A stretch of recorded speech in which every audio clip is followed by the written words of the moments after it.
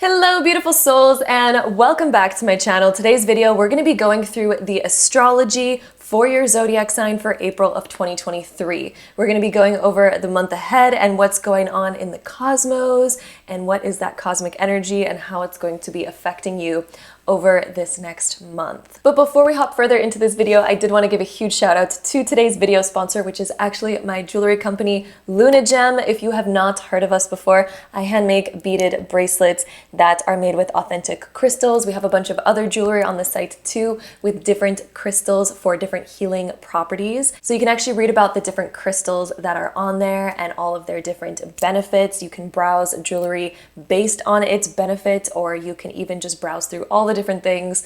Our handmade beaded bracelets are really high quality. You can wear them in water. They come in gold, they come in silver, and they are made custom to your particular wrist size. We also have different types of rings and other jewelry that range from gold or silver. So all of that information will be linked down below if you are curious to browse some beautiful crystal healing jewelry. And thank you so much for allowing me to sponsor my own videos. I'm sending you all so much love. And again, all the information will be linked down below for easy access. But now, getting back into today's video, I personally do Western astrology and I highly recommend checking out your sun, your moon, and your rising sign for today's video in order to get the most personal and all-encompassing horoscope for your month of April. If you don't know what all of those signs are for you, there are some online calculators where you could calculate your sun sign, your moon sign, and your rising sign in Western astrology.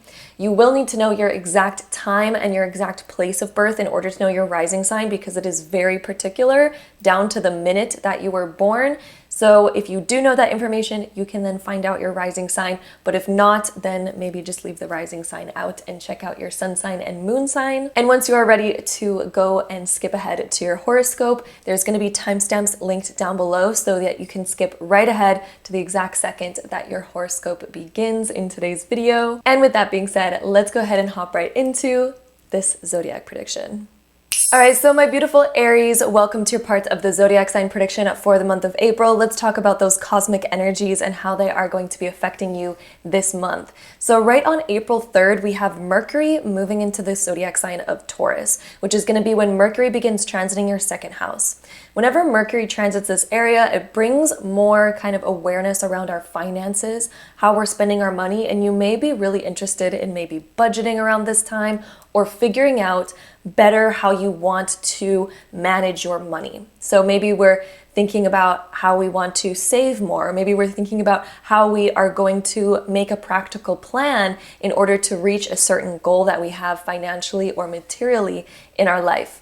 It can also be a time where we are putting our money towards something that's going to really help us move forward in life as well, so it can also indicate those types of energies. And then on the 5th of the month, we have our full moon in Libra, which is happening in your 7th house. Whenever there's a full moon in your 7th house, this really brings a focus towards our relationships. And this could be where we're ending an old pattern or cycle with someone in our life.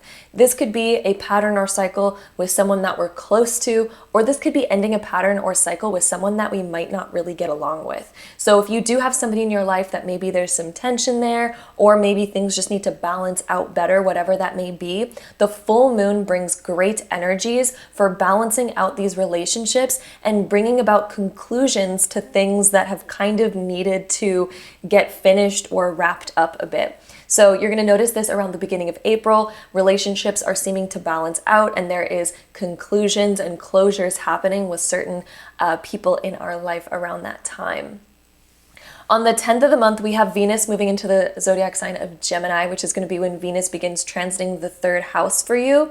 This can be a great time of communicating really great things. You might also hear from someone around this time that's maybe going to be messaging you and expressing their love and gratitude towards you. I feel like for a lot of you, this could be an unexpected message, and it may also kind of stem from that full moon kind of energy that we had earlier. So when we're reaching those conclusions and sort of making things balance out better in particular relationships in our life, Then we have that Venus transit. We may be hearing from that person again, or we may feel inclined to send a kind message. We may be receiving kind messages, and we may also just feel like our relationships are much more open. We're able to communicate and express compassion and love in a more open way. And you'll also notice that your ability to receive compassion and love is much greater as well around mid-April, around April 10th, and through the rest of April as well.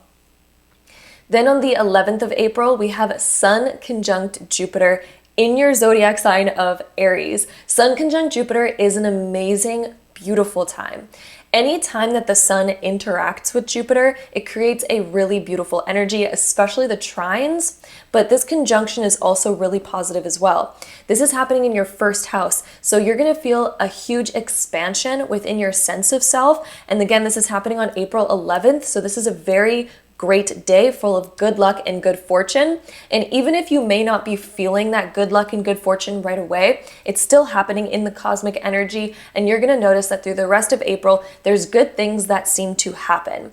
And there's a lot of positivity. So anything that was maybe sort of negative in your life, this conjunction is going to help you expand out of that. This conjunction is also going to help you expand your self-love and expand who you are. This can be a great time of expanding your confidence and just expanding your sense of self and who you are.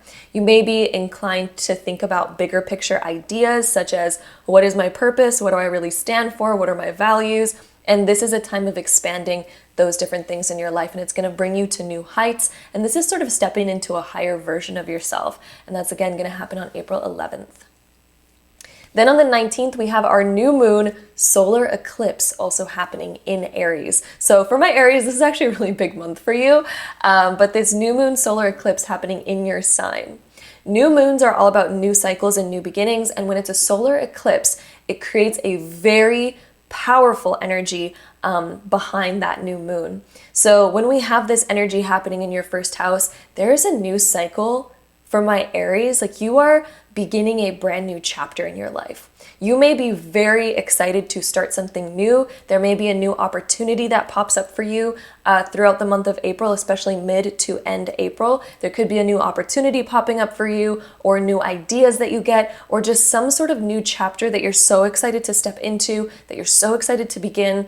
And this could be a great time of just really up-leveling yourself and working on yourself and doing some major changes that you've been really wanting to maybe create for yourself. So April's gonna offer all of those new energies. And then on the 21st, we have our Mercury retrograde in the sign of Taurus. So Mercury moved into Taurus in the beginning of the month. Then on the 21st, it goes retrograde. And the retrogrades happen and last for about 3 to 4 weeks. And Mercury retrogrades can be very interesting. They can bring old people back from our life. They can help us review and revise and make changes that we need to. This happening in your second house, though, this is a matter of your finances and your material world. So as Mercury goes retrograde through this area for you, this is going to be a time of reviewing, revising, and making changes around your financial structure, your finances, your material world. You may go through a time near the end of April and for the next 3 weeks, so all the way into the beginning of May, where you may be very inclined to do a big spring cleaning where you desire to throw away a bunch of things, or maybe you want to make some changes to your physical world in some way, or maybe you're wanting to make different revisions and changes to your financial world. So those are all the major transits that we have happening for the month of April for my Aries. And if you are curious about your love life, let's go ahead and jump into your love life. Okay, so my Aries suns, moons, and risings, we are going to be asking and getting information on your love life for the month of April. So let's go ahead and see what Spirit has to say for my Aries suns, moons, and risings love life. Okay, we have a couple cards. One of them is the Queen of Pentacles coming up for you. And then we also have the Six of Swords.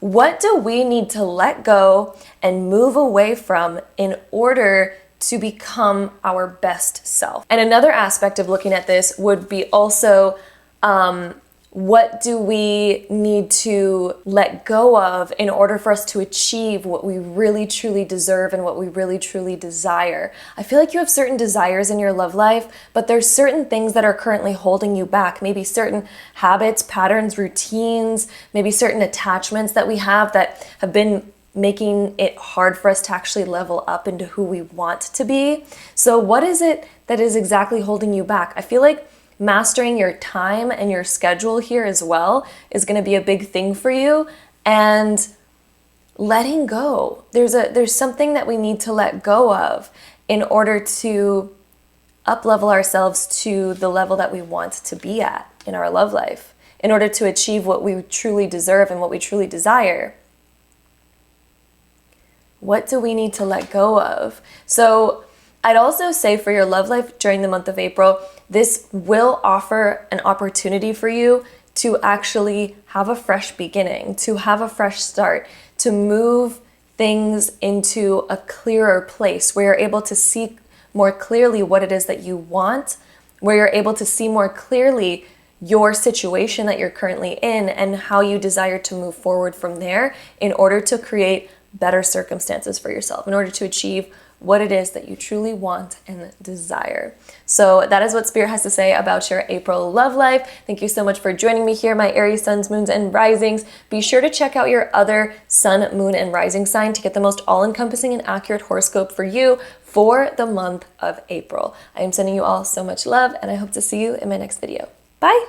Hello, my beautiful Tauruses, and welcome to your zodiac sign prediction for the month of April of 2023. This is for my Tauruses, suns, moons, and risings. Let's talk about what's going on in that cosmic energy for you this month. So on the 3rd of the month, right in the beginning of April, we have Mercury moving into the sign of Taurus. So this is going to be when it begins transiting your first house. Whenever Mercury's transit the first house, this can be when we're doing a lot of self-work, self-reflection, thinking a lot about our past and our decisions and planning how we want to move forward, planning things for our future, planning things with our development. This can also be a time where we're getting more into personal development. Maybe we're picking up some personal development books, or maybe we're just thinking in a way to where we are really improving ourselves. You might be improving your mind, you might be improving your focus around this time. Because Mercury does bring an enhanced energy, and especially in our first house, it can really enhance our focus, our learning, and our energy levels. So there could be, again, a lot of planning around that time, around you, around your personal life, and where you're going and what you desire. There could be a lot of personal plans that are setting into motion around the beginning of April and through most of April. So that is how we are starting off those energies. And then on the 5th of the month, we have our full moon in Libra. Full moons are closings and endings, so it closes old chapters.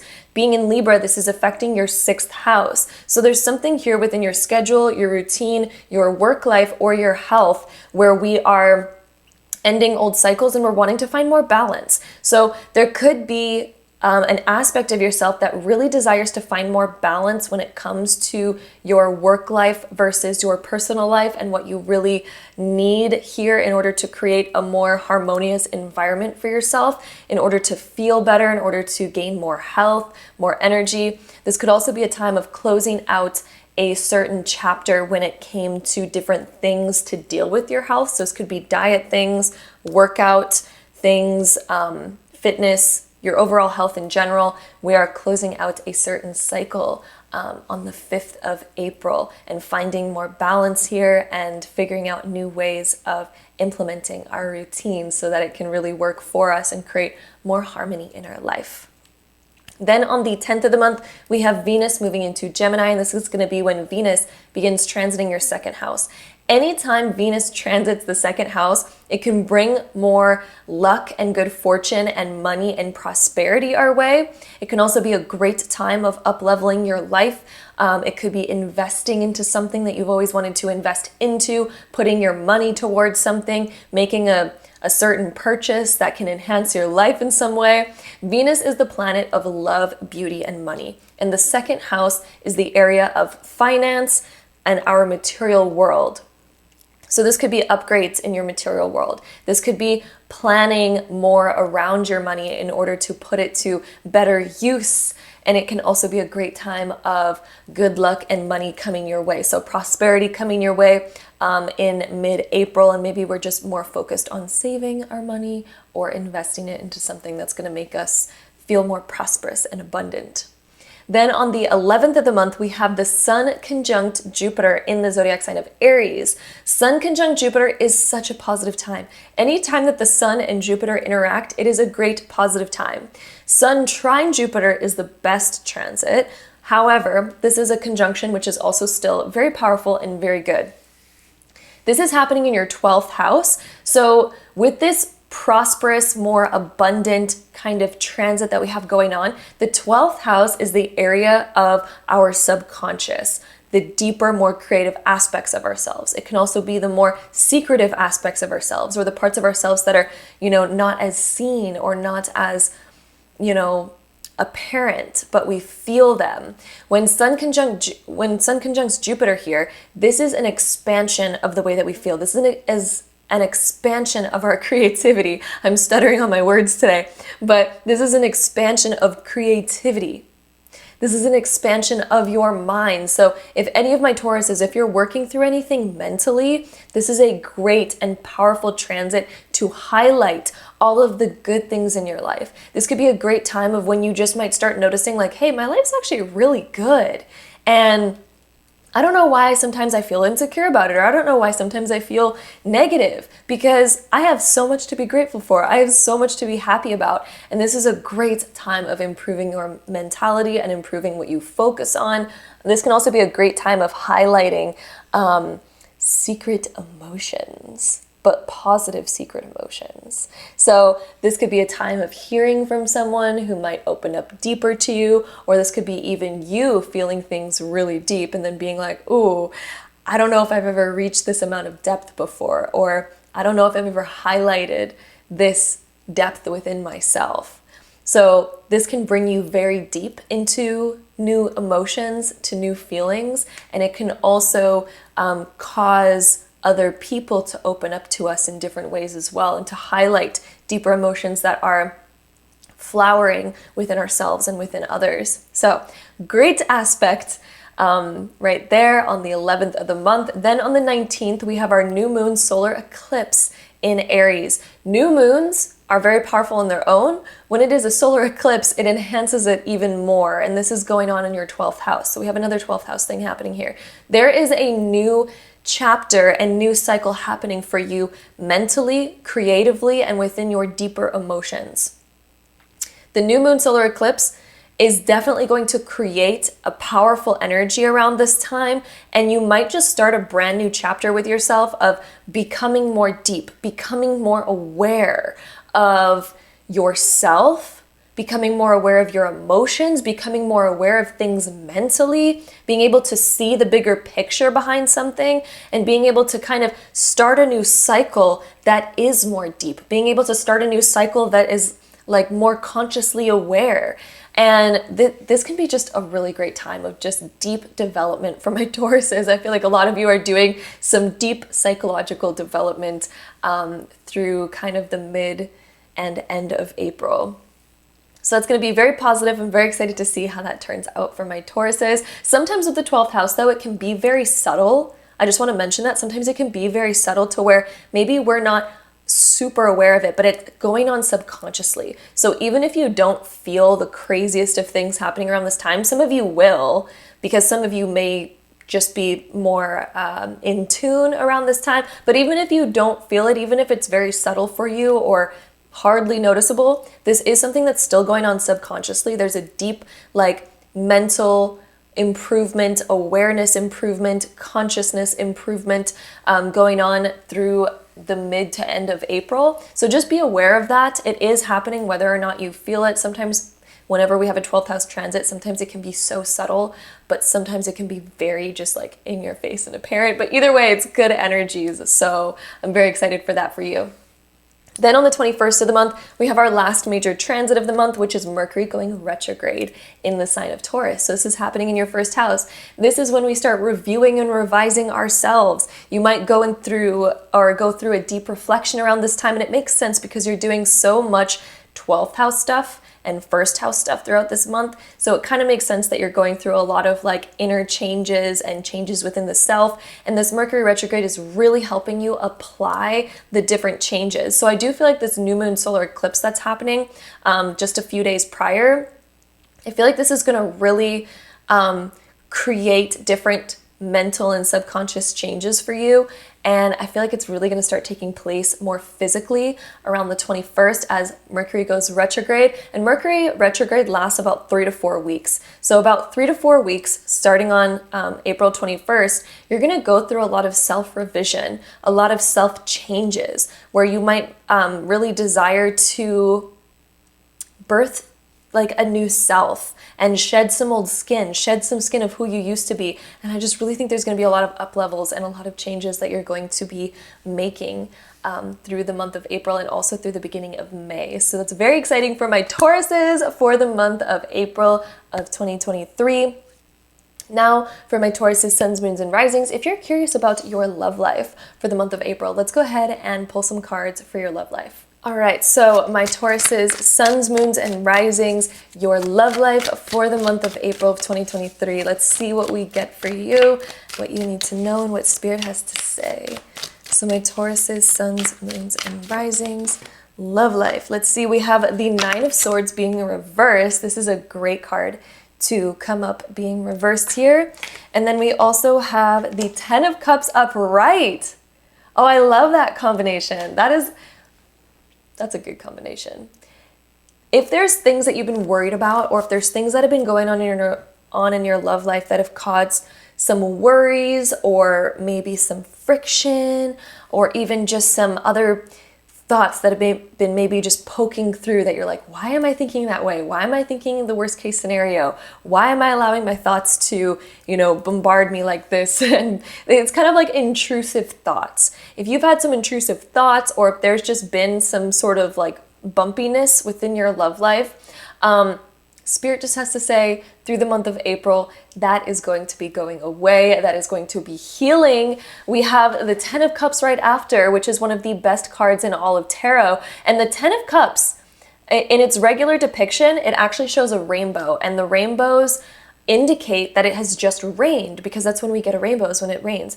And the Ten of Cups is a very happy card that shows the rainbow, but it's super sunny. So it indicates that we just went through maybe something that was a bit rainy, maybe something that was a bit sad, or like, Our emotions may have been flooding. We may have gotten into maybe some conflicts, or just the expression of a lot, but there's rainbow shining after that. So in your love life in the month of April, if you've been going through some stuff, the sun is about to start shining again. You are going to feel great, refreshed, and renewed, and it's actually going to cause a lot of growth, because the rain, every time it rains, things become greener, things become more lush, things grow, right? So this is a time where you're going to notice a lot of growth in yourself, a lot of growth within your love life through the month of April. And it just makes sense. I mean, based on your astrology, this love life prediction actually just fits right hand in hand with that. So that's really cool. And that's really neat. So it definitely looks like there's a lot of good times to be had. I'm also seeing for a lot of you, there could be a time in April of like spending time with family, or spending time with like a partner's family, becoming closer in some way, shape, or form. Like family is a word that's sticking out to me within the Ten of Cups. So that could also be some sort of correlation there. I'm also hearing the 10th of April is going to be really powerful, and that kind of makes sense because on the 10th of April is when we have Venus moving into Gemini.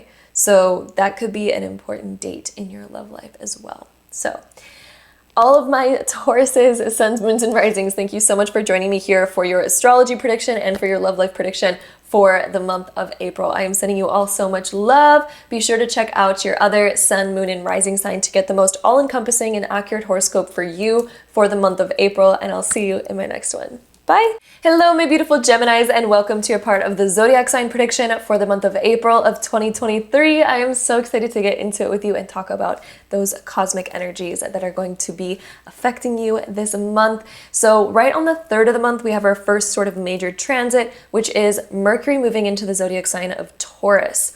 This is going to be when Mercury begins transiting your 12th house, and Mercury transit the 12th can make us really start to plan a lot. And this could also be a great time for manifesting as well, since the 12th house is very creative and it's very imaginary. And when Mercury moves through here, it's very analytical and it really awakens our mind. So your mind might get very, daydreamy and very up in the clouds, starting to think about ideas that are outside of the box.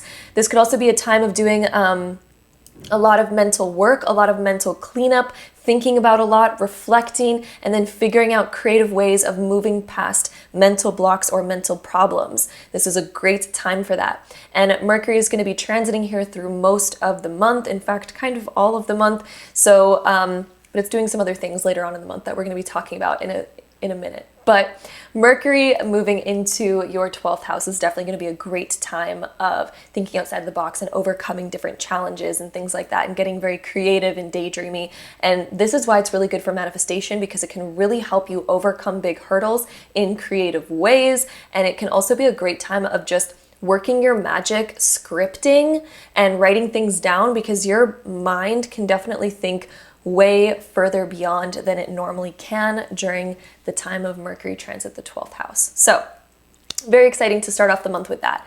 Then on the 5th of the month, we have our full moon in Libra, which is going to be happening in your 5th house. The full moons are endings of old patterns or cycles.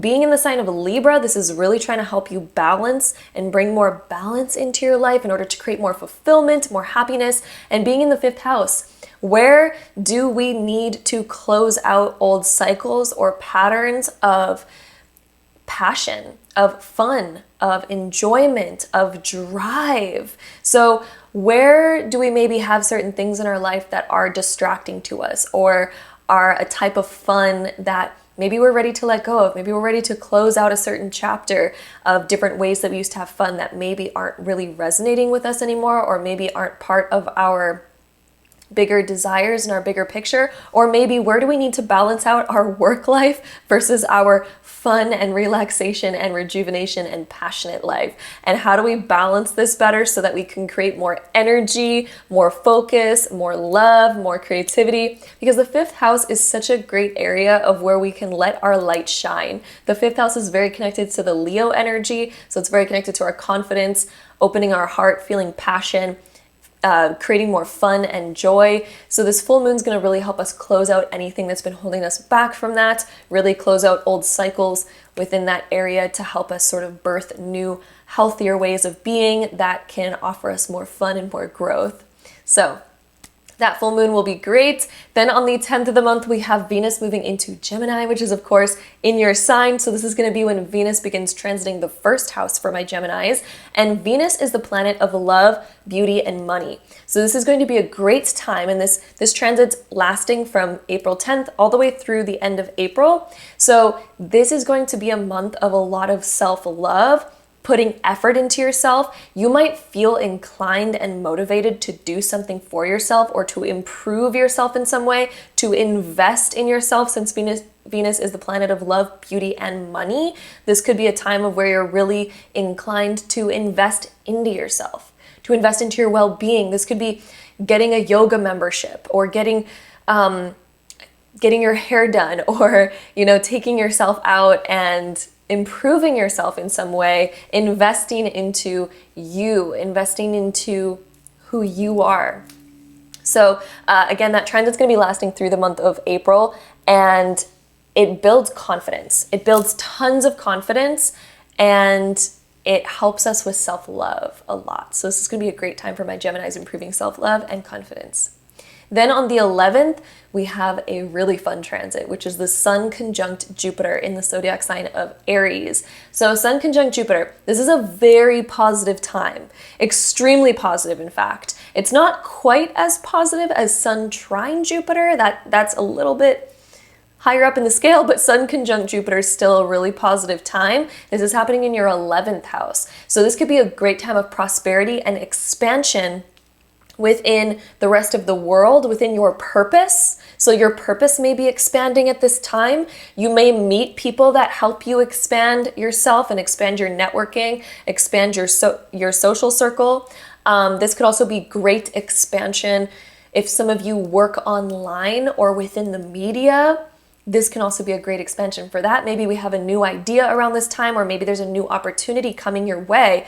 The 11th house actually can definitely bring in new opportunities that can involve travel. It can involve the rest of the world. So just an opportunity that comes out of nowhere from somewhere very unexpected, very out of the blue. So it can definitely bring in new opportunities, new ideas, new plans, and things like that. So definitely keep that in mind. Mid-April is going to bring in a lot of that energy for my Geminis. So it's going to be a very positive event happening there. Then on the 19th, we have our new moon solar eclipse also happening in your 11th house. So a lot of 11th house energy for my Geminis. The new moons are very powerful just on their own. When it is a solar eclipse, it enhances it even more. It makes it more potent with energy. So this is a really important time to look out for. Again, this is happening on the 19th of April. And new moons are new chapters opening for us. It's a new beginning. It's sort of like we're springing into life. We're springing into a new chapter of our book. The solar eclipse, again, is enhancing this, making it even more of a bang, you know? For some reason, Spirit is showing me in my mind, you know, when you watch some of those shows that have like a certain ending where you're like, I need to watch the next episode right now. And even though you weren't planning on watching another episode, you're like, I can't help but actually watch the next episode because it was so shocking. It's such a cliffhanger. The solar eclipses are kind of like big cliffhangers, but it's as if you started watching the next episode because it's the beginning of a new chapter, right? So again, happening in your 11th house, this is a very potent energy that involves your bigger purpose in life. It involves other people in your life. It may involve travel for you. It could also involve social media or the media in some way, just since it's the 11th house, but it does involve the rest of the world and your bigger purpose. That's kind of the main idea here within the 11th house. It's also innovative ideas. So you may start a new chapter of being very innovative and coming up with a lot of creative ideas where you're like, oh, I could do this, or oh, I could do that. And this is going to expand me and this is going to bring me to my next goal. And I really feel like this new moon solar eclipse for my Geminis, this is going to be a very powerful one for you to bring you to your next big goal. And it's helping you open up that new chapter to begin achieving that. So very exciting times, and that energy is going to be happening on the 19th of the month. Then on the 21st, we have our last major transit of April, which is going to be Mercury retrograde in the zodiac sign of Taurus. So this is happening again in your 12th house. Mercury was moving into Taurus in the beginning of the month, and now it's going retrograde. The retrogrades last about 3 to 4 weeks at a time.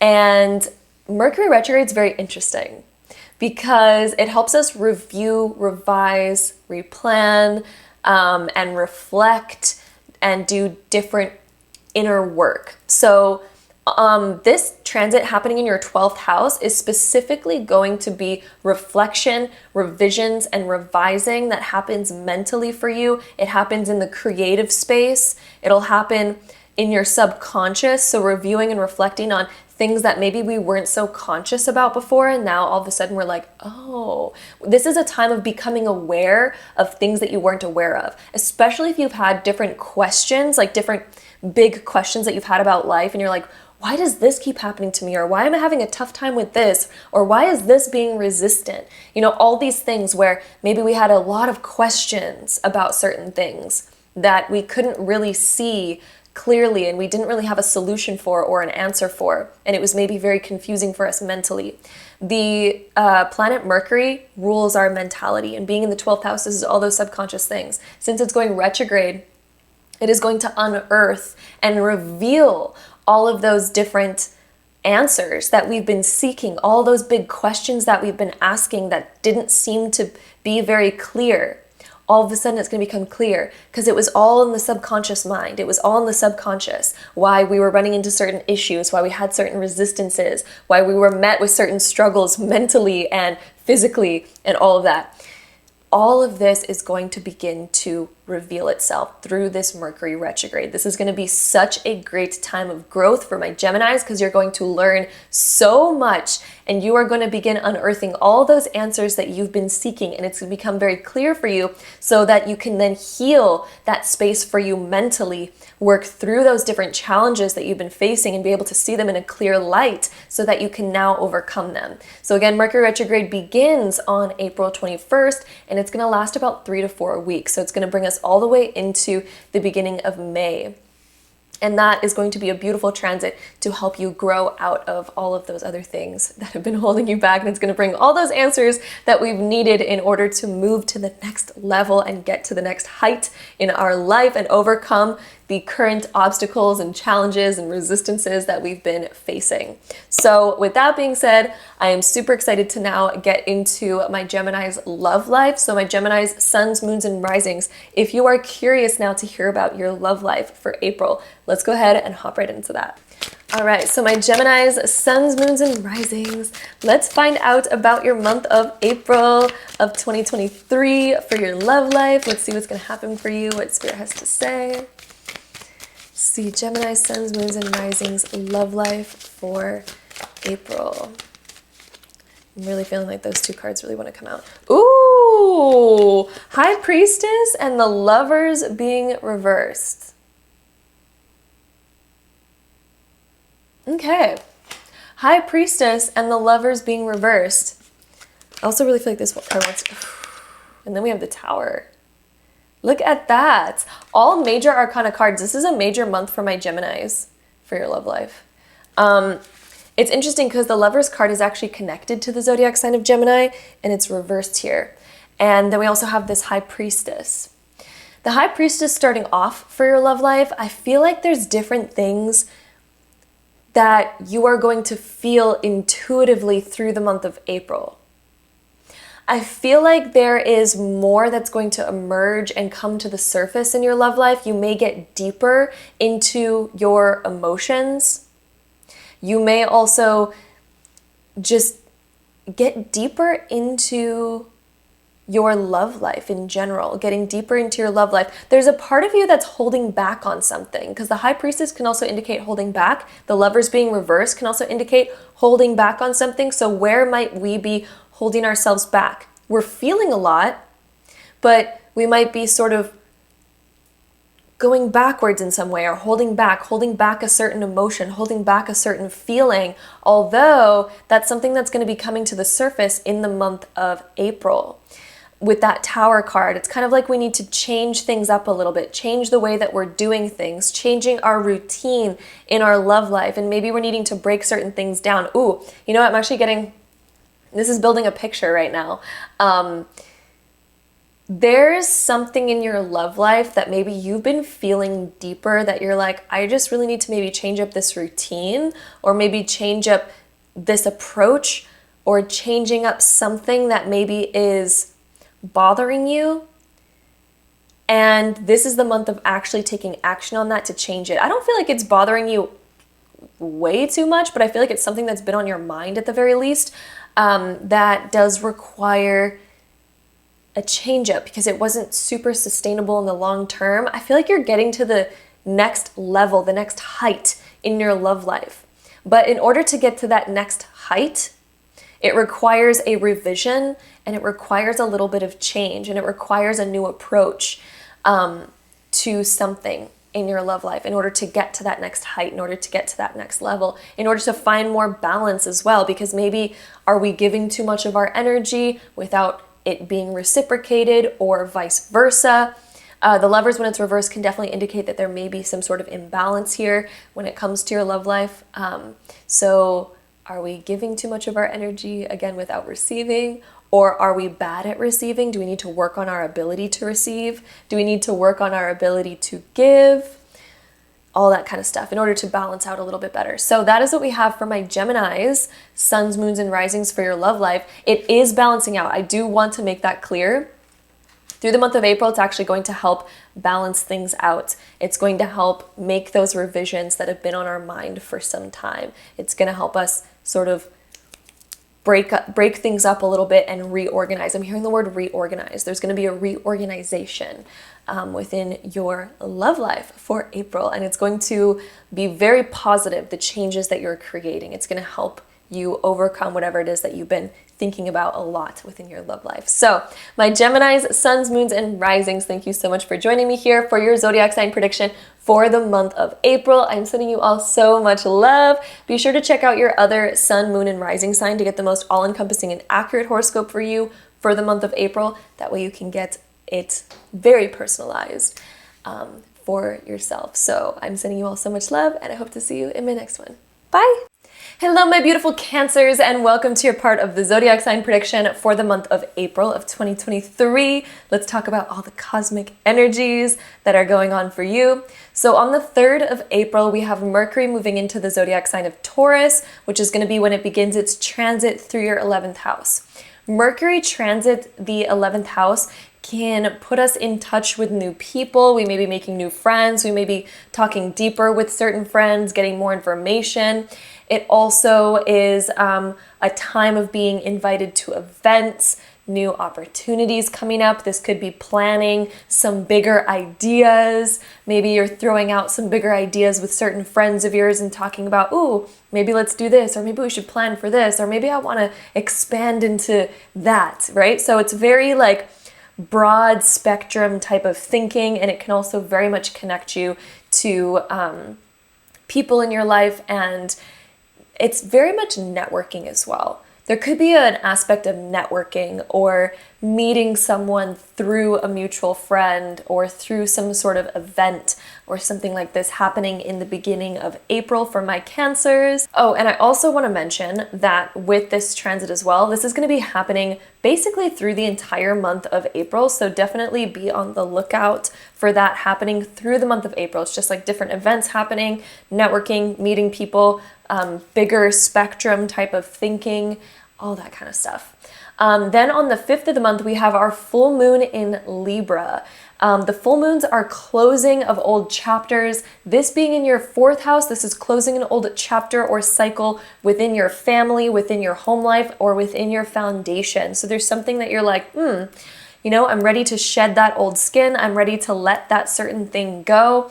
The full moons can also highlight different things in our life as well. Since it's the full moon, it's usually very bright and it highlights different things that we need to let go of. So for my Cancers, around this time, there may be a highlight and a strong energy around the 5th of April. It could be a couple days before or even a couple days after that you're feeling this energy. So I'd say from April 3rd till April 7th, there's going to be a heightened energy that's highlighting all the things that you're meant to let go of and all the things that you're meant to shed around your family life. So is there certain attitudes that we have? Is there certain patterns that we have? Is there certain dynamics that we have that we should just shed? We should just let go of rather than hanging on to it. So what is no longer serving you? What attitudes, what cycles, what patterns, what behaviors are no longer serving you within your foundation, within your home life, and within your family? And how can we learn how to shed those different things? So again, the full moon highlights these things. So it may be highlighting our irritability. It may be highlighting different relationship patterns. It may be highlighting something to deal with our foundation that might make us feel a little bit insecure, might make us feel a little bit shaky. Those are highlighted because the full moon is saying, hey, I don't think that thing is serving you anymore, so let's highlight it so that we can look at it and we can throw it away, we can let it go, and we can shed it so that we no longer have to keep repeating those things. Then on the 10th of the month, we have Venus moving into Gemini, which is going to begin its transit through your 12th house. The 12th house is our subconscious mind. It's the deeper aspects of ourselves mentally. It's also our creativity, our dreams, and our sort of daydreaminess, fantasies, things like that. Venus moving over here. Venus is the planet of love, beauty, and money. So this can highlight different things that we might be insecure about. And it's like, hey, how do we transmute this so that we can begin to love those sides of ourselves, so that we can begin to love those sides of other people? If we are repressing something when it comes to our relationships or when it comes to our self-love and our self-image, anything within that dynamic, even when it comes to our money, since Venus also rules our money, anything around this that makes us feel insecure or something that we're repressing or hiding, this is meant to come up at this time so that we can heal it with love. Venus is the planet that heals with love. It also highlights all these things so that we can be like, hey, maybe I should give more love to this part of myself. Maybe I should give more love to this person. Maybe I should transmute things in my life with love so that I can return to a feeling of peace and love energetically from within. So Venus is going to be helping you do this from April 10th and through the rest of April. This is going to be a highlighted kind of thing for you. Venus in the 12th house, though, does also cause a lot of good times, I want to say. So it's not just like, oh, we need to heal, we need to, do all this stuff. It is also that. However, it does also bring us a lot of peace mentally. It brings us experiences that help us release things, that help us embody love, that help us feel good. It can help us come up with ideas that are outside of the box, that are very fantasy-like, very dream-like. It helps us figure out our dreams so that we can make a practical plan and make them happen. So that is also another aspect of that Venus transit that is happening from April 10th through the rest of April. Then on the 11th, we have a really cool conjunction happening. The conjunction of the Sun and Jupiter, which happens once a year. This is happening in Aries, which is in your 10th house. This conjunction is very positive. Anytime that the Sun and Jupiter are really doing anything, it is usually always positive. And this conjunction is extremely positive. So this is very good.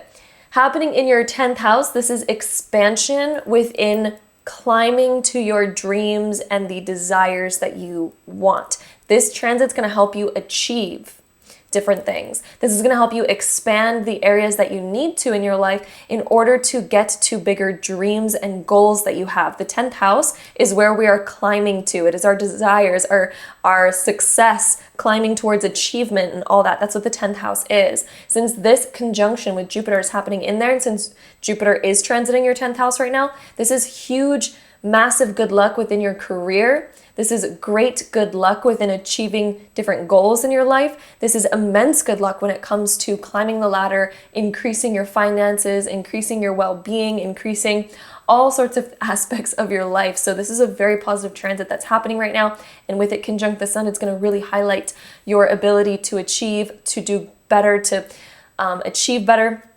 I wouldn't be surprised if a lot of my Cancers, if you desire to be an overachiever within mid-April. Mid-April, I feel like a lot of you are just going to get this boost of energy where it's like, I'm going to step up. I'm going to overachieve. I'm going to, top what I'm used to. I'm just going to step up and be even greater than I thought I was. I think a lot of you will be discovering your inner strength that you didn't even know that you had. You're going to be discovering a lot more of it around mid-April, specifically on the 10th of April.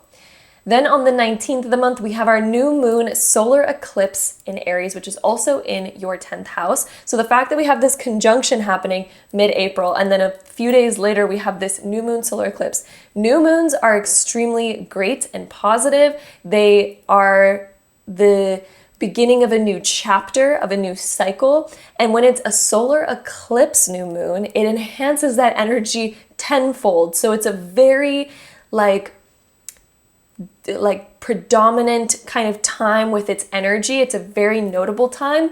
Happening in your 10th house, this is a new chapter and new cycle that is emerging for you in what you desire to achieve and what you desire to find success in within your life. This could mark the achievement of something really big for you, the achievement of a big goal. This could also mark the beginning of making a new goal for yourself. So there could be a new opportunity coming your way that you're like, oh yeah, let me go on that. Let me start this. This is exciting, So that's kind of what this transit marks, this new moon solar eclipse that we're having in Aries in your 10th house. It's like, let's dive into something new. Let's open up a new chapter, a new book. Let's start this new opportunity. Let's go. It's a time of a lot of inspiration as well. And it can also give you enough energy to complete different things that you've been meaning to complete for a while now. So that is very exciting for my Cancers. And even if you do not feel that intense energy the exact day that it happens, this is something that will still be a new chapter, and you will be able to see it unfolding like over the next month. So keep that in mind. Then on the 21st of the month for my Cancers, we have our last major transit of the month, which is Mercury going retrograde in Taurus. This is affecting your 11th house. So Mercury first moved into Taurus earlier on in the month, and now it is going retrograde. The retrograde lasts about 3 to 4 weeks. So it's beginning on April 21st, and it's going to be retrograde all the way into the beginning of May. This retrograde, since it's in your 11th house, it may bring back people from your past. It may make you reconnect to people in your past. You may, get deeper with somebody who you used to have a deep connection with, or you may have like an ex reach out to you or an old friend reach out to you that maybe you haven't talked to in some time. This could also be people that live far away from you as well, with that 11th house. So this could be talking to people that maybe you live far away from, or maybe you just haven't talked to in a lot of time. Maybe there's been some distance there. Mercury retrograde through the 11th really does bring people from our past back into our life for a moment. So again, through the end of April and the beginning of May, you may hear from people that you haven't heard from in some time. So that transit brings that, but it also brings with it revision, revising, replanning, and reflection. So tons of R words there, but that's what the retrograde really brings. And when we're talking about Mercury retrograde in Taurus, which is in your 11th house, this is like revision, revising, and replanning towards your bigger purpose in life. I feel like my Cancers, you may be shifting a lot as an individual, and you may desire different things in your life than you once did. You may start thinking about like, maybe I want to change some things up in my life. Maybe I want to open myself up to new ideas, new possibilities, open new doorways, kind of play around with different ideas. And maybe you're going to be revising old decisions that you made.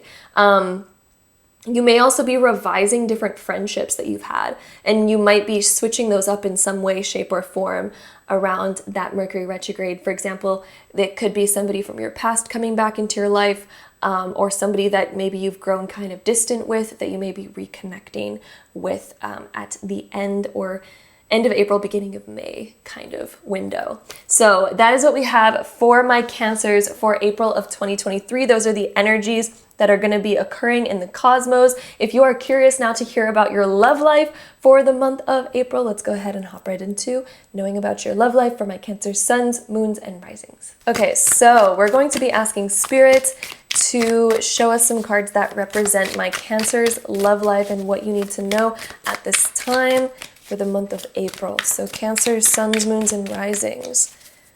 What do you need to know about your love life? What is going to be happening in April of 2023? Let's see. There's some cards that really wanted to come out there. We have the Page of Cups being reversed here.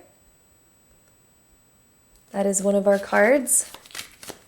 Let's get some more cards on this. April 2023, Cancer's love life. Ooh, we also have these two cards. We have the Ten of Cups being reversed and the Empress upright.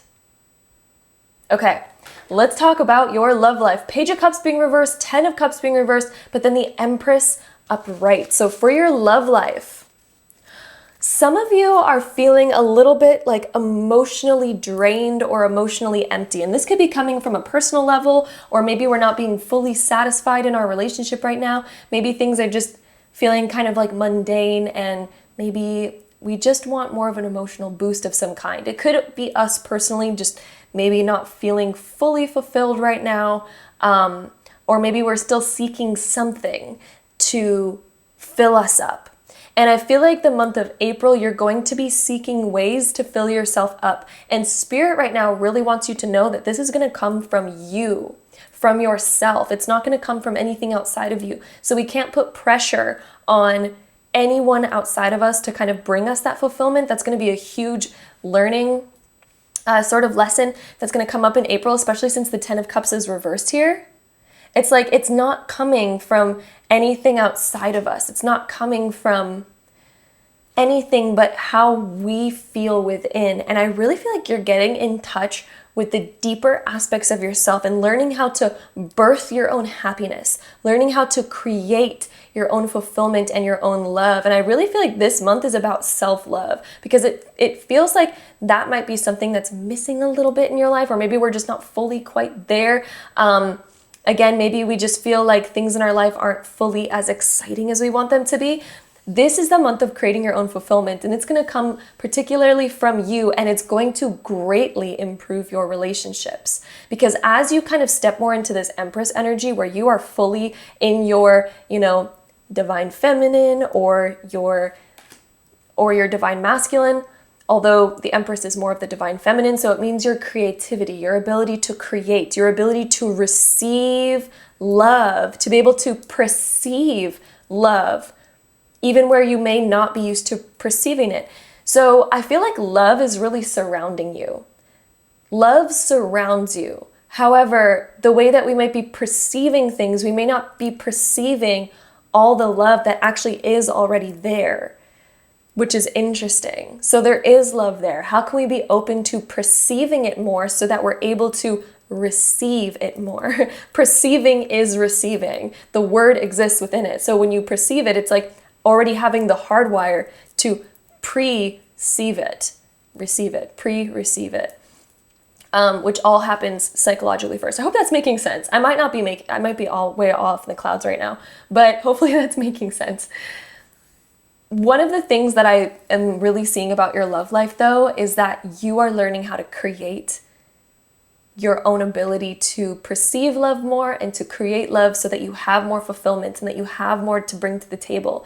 I feel like you are learning how to bring romance to the table, how to spark romance back, how to spark love into your life, how to attract love into your life. And it's by being the divine feminine, because they receive. So even if you are, a man or whatever, we all have a balance of divine feminine and divine masculine within all of us. And this month is about tapping into your divine feminine, your ability to receive, your ability to create, your ability to have fun and just spark the joy and be a magnet of what you desire. And the way that you become a magnet of what you desire is by finding ways to create that self-love and self-fulfillment so that you're radiating that love. And then anything that, also wants to share in that just gets magnetized towards you. So hopefully that's making sense. That might have been way off in the clouds, but that's kind of the message that I picked up from those cards there. So hopefully that makes sense in some way, shape, or form for your life. My beautiful Cancers, suns, moons, and risings, thank you so much for joining me here. Be sure to check out your other sun, moon, and rising sign in order to get the most all-encompassing and accurate horoscope for you for the month of April. I am sending you so much love, and I hope to see you in my next video. Bye! Hello, my beautiful Leos, and welcome to your part of the Zodiac sign prediction for April of 2023. So right in the beginning of April, right on April 3rd, we have Mercury moving into the sign of Taurus, which is going to be when it begins its transit through your 10th house. The 10th house is the area of opportunities, goals, desires, achievements, things that we're striving towards. It is also the house of career and making big achievements within the career. With Mercury moving here, it's really going to help us plan out and get things done, moving very quickly. It offers a lot of energy and a lot of mental focus. Whenever Mercury moves through an area, it really helps us be really efficient with planning, with thinking, coming up with ideas, and figuring things out. You may notice a lot of movement in your career or within your goals. For example, you may be noticing an influx of energy or an influx of motivation or an influx of ideas. Whenever we have Mercury moving through the 10th house, I highly recommend keeping a journal nearby, or at least your phone where you can write notes, because this is going to be a time where you're just getting ideas. And there could also be people that you are conversing with that may offer insight or may kind of spark inspiration or spark a conversation that helps you really climb the ladder, either in your career or within your money or within other big goals that you have that you want to reach for in your life. This can also be a time of planning out some sort of like purchase or where we want to invest our money, especially since Mercury will be moving through the zodiac sign of Taurus, because this kind of really helps us with our material world. So for my Leos, you may also notice some movement with that. So movement towards bigger material goals that you have. Then on the 5th of the month, we have our full moon in Libra, which is happening in your 3rd house. The full moons are closing of old cycles. Being in your 3rd house, this is closing an old cycle for you mentally. This is closing an old cycle for you maybe within different errands that you had to run, different other tasks that we've had to do. So this could be a great time of like catching up on things that maybe we've been kind of putting on the back burner for a little while. So April 5th for my Leos is a great time of wrapping things up. This can also affect the energy 2 days prior and 2 days after. So around the 3rd until the 7th of April, There's going to be a really great energy for getting errands done or getting little menial tasks out of the way and closing out that chapter so that you can focus on what you really desire to focus on. Then on the 10th of the month, we have Venus moving into Gemini, which is going to be where it begins transiting your 11th house. This is a great time of connecting to people that you love, having great conversations within friendships, having great connection within all the people that are in your life. This can also be a really great time to feel very connected to the rest of the world and feeling like we have a good purpose, feeling like we're shining in our light or within our purpose. It's also a great time of building more purpose for yourself and kind of just uplifting other people as well. So you may also have an opportunity to uplift others, to help others feel good. There also could be events or opportunities coming in your life through this Venus transit, which is going to start on the 10th of the month and last through the rest of the month. This is a great time of just connecting to people that you really enjoy and seeing them and coming up with events and maybe get-togethers where you get to see people that you really enjoy and spend and share some time with them. Sometimes Venus transit the 11th can also connect us to people that live far away. So if we know friends or family members that live far away from us, this is also a really great time of connecting to them, especially if you haven't seen them in a long time. So that transit again is beginning April 10th and lasting through the rest of April. Then on the 11th of the month, we have the Sun conjunct Jupiter in Aries, which is in your 9th house. Sun conjunct Jupiter is such a positive time. My favorite aspect with the Sun and Jupiter is the trines. Those are very strong and very amazing for all their benefits. This conjunction, however, which is when the Sun and Jupiter are at the same point in the sky, is also very powerful and very bright and happy and good and offers great expansion. Happening in your 9th house, this helps you expand your mind, expand your perspective. This could also involve travel. So there could be travel plans that you're making or different goals that you're excited to shoot for and reach for. This is just an expansion of what's possible for you. So for my Leos, around the 11th of April is a really great time of expanding what you believe is possible for yourself. Getting out there and realizing, hey, I think that there's more opportunities in front of me than I previously realized. And I think that I'm possibly capable of more than what I give myself credit for. So this is a great time of just stepping into more, accepting more, and feeling like you are capable of doing that. And even if you run into doubts around this time with the Sun conjunct Jupiter, these are doubts that as you face them and as you overcome them, it will expand you into more opportunity and it'll expand you into more possibilities than you ever sort of saw for yourself prior. So this is going to be a really great time of expansion for my Leos. Then on the 19th of the month, we have our new moon solar eclipse in Aries, which is also happening in your 9th house. So two 9th house aspects happening a week apart from each other. So on the 11th, we had that conjunction. On the 19th, we have our new moon solar eclipse. New moons are powerful, super powerful, even on their own. But when it's a solar eclipse, it is basically a new moon on tenfold. So this is going to be a really significant time for my Leos. The 9th house can also indicate learning new things and starting new projects. So this new moon solar eclipse, you may be inclined to expand yourself in some way. You may be inclined to learn something new or to dive into a new idea and expand your mind a lot, which is going to help you kind of begin a new chapter in your life. So after this, conjunction that we had on the 11th, and then after this new moon that we're having on the 19th, for my Leos, this is going to mark a very significant shift in your life because you're going to be expanding your mentality. You're going to be expanding what you know and what's possible for you. You're going to be expanding your learning in some way, shape, or form, whether that's deliberately or just happening through the rest of the events that are going on in your life. This is going to mark a very significant chapter of when you are going to expand yourself in such a way that it's going to open up new doors for you. Even if you don't realize it in the moment, this is opening up new doors for you where as time progresses, you're going to realize like, hey, because of the changes that I was making back in April and because of the events that were happening at that time, it is now going to shift you and shift your path into discovering more for yourself, into making more for yourself. So there's magic happening around this time. So whether you are conscious of it or not, this is a magical time for my Leos because it is literally opening up new doors for you for your future. And you will see the repercussions of that over the next month and begin to feel kind of more expansion happening for you.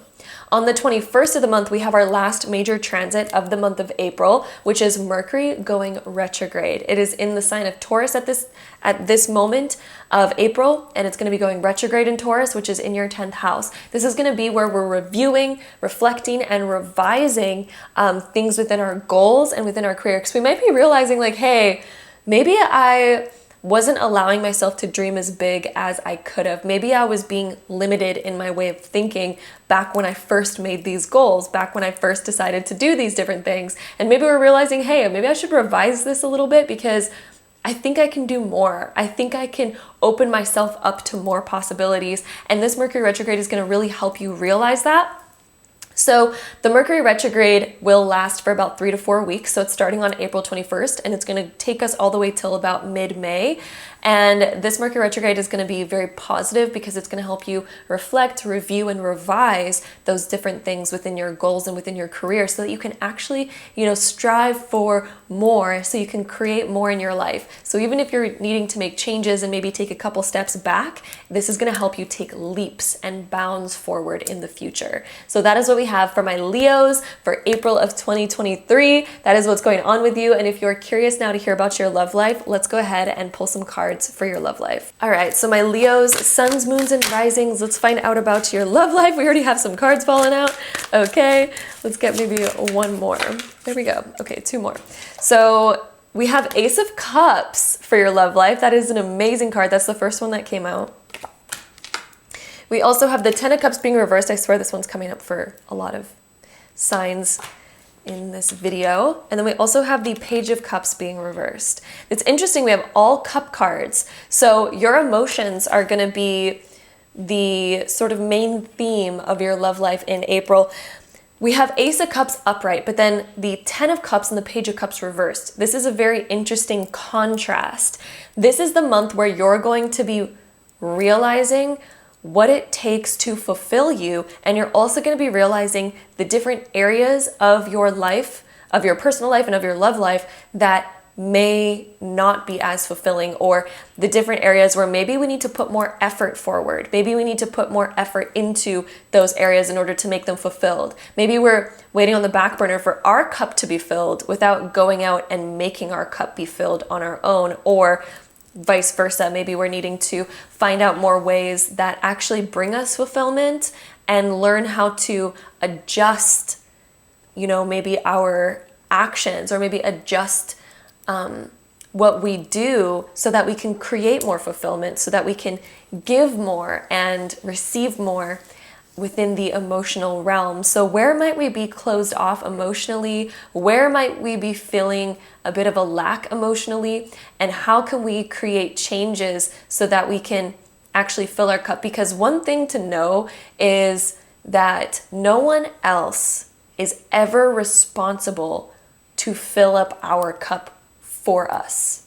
We can never place that responsibility or that expectation on anybody. We are responsible for our fulfillment, always. And we are the only ones that can actually truly fulfill ourselves. So I think that's going to be like a sort of theme that's coming up, and realizing, okay, what can I do to create more of that fulfillment? And of course, love is a very fulfilling thing, and other people can fulfill us in other ways, but we shouldn't ever place the expectation of fulfillment of our cup based on someone else. We're all responsible for our own happiness. And I feel like that is going to be some sort of theme that's going to come up for you in the month of April. And I do see you fulfilling yourself, especially because we had that Ace of Cups, and this is like the main kind of energy of the month of April, is the first card that came out.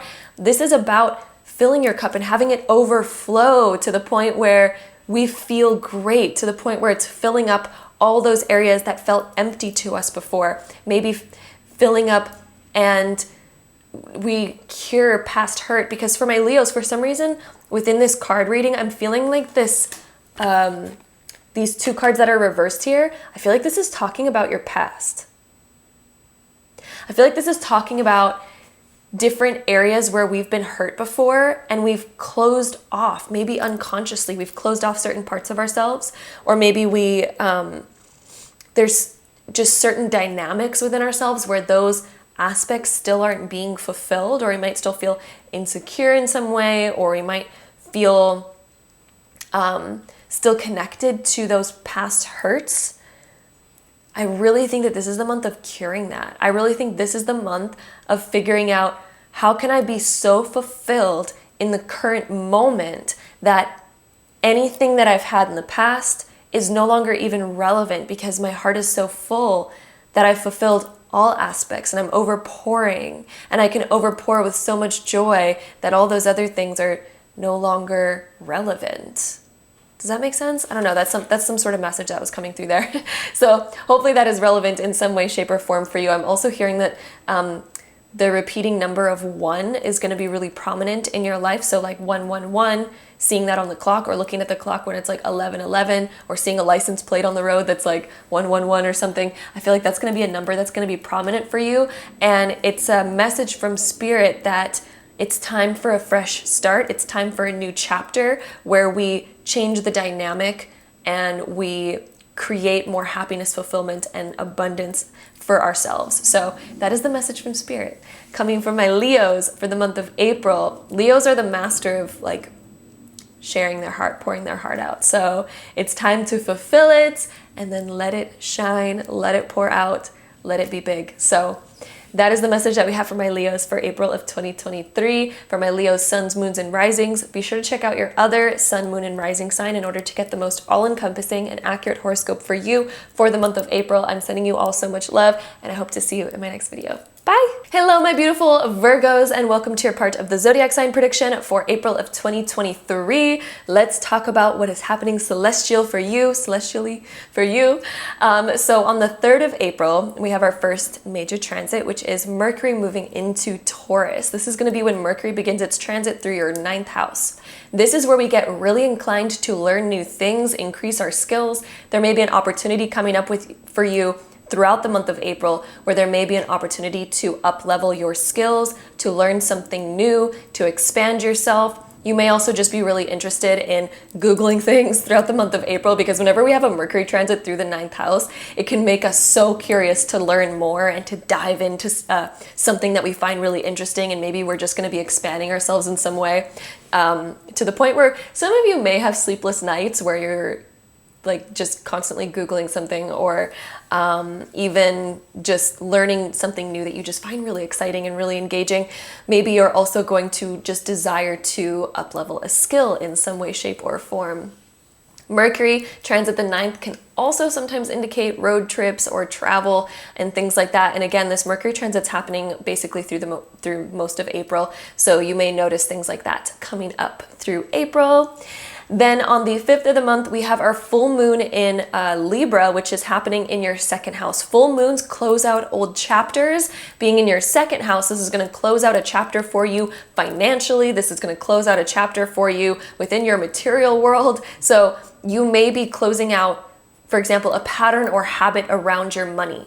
And you may think to yourself like, hey, I am done this old chapter. I'm done living in this certain way. I am done this pattern or habit, and it's time for you to implement new ones. You're shedding the old skin, and I feel like you're so ready to kind of start a new cycle when it comes to your finances, when it comes to your money, and even when it comes to your material worlds. This could also be a time where we're so ready to like do a big clean out. And my Virgos, I feel like that is something that most Virgos really like to do, is to get rid of things and have things organized, have things good. There's some Virgos, there's exceptions, depending on your other astrology. But yeah, for my Virgos, I feel like there's going to be an inclination to do some organizing during this full moon. So you may feel this energy around the 3rd of April, and then maybe until about the 7th of April, you just may have an inclination to organize things, get things into more balance, get your finances into balance, get your material world into balance, so that you can feel comfortable and you can feel secure in that aspect of your life. Then on the 10th of the month, we have Venus moving into Gemini, which is going to be when it begins transiting your 10th house. Venus transit the 10th is a very positive time. This could also indicate getting more money or just feeling more abundant. Feeling like you can save more, or maybe we are gifted some money in some way. Maybe there's a bonus coming in for us. And this Venus transit is lasting through the month of April. So this could happen anytime from April 10th and then all the way slightly into the month of May as well. So look out for that time, because this is a very positive time for increasing your finances or being really productive in work, or having really good luck within work. You may also improve yourself in some way at this time, because Venus is the planet of love, beauty, and money. Being in the 10th house, this is progress within our love and beauty. This is progress within our confidence, progress within our goals that we have around either love, beauty, or money. It brings a lot of progress and a lot of good luck in that area for us to figure out how we can get to the next level of those things. So again, that transit's happening from April 10th and then all the way into the month of May. Then on the 11th, we have Sun conjunct Jupiter in Aries. This is happening in your 8th house. Sun conjunct Jupiter is a very positive, beautiful time. This is like, I like to think of this transit as like fireworks. This is happening on the 11th of the month. Being in your 8th house, this is going to highlight and bring really good luck towards healing.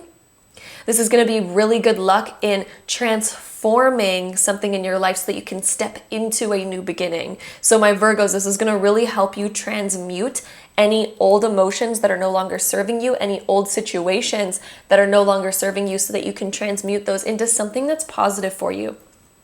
For my Virgos, if you've been going through something that's been a bit hard for you, this is a beautiful transit that can help us transform energies and that can help us expand once again.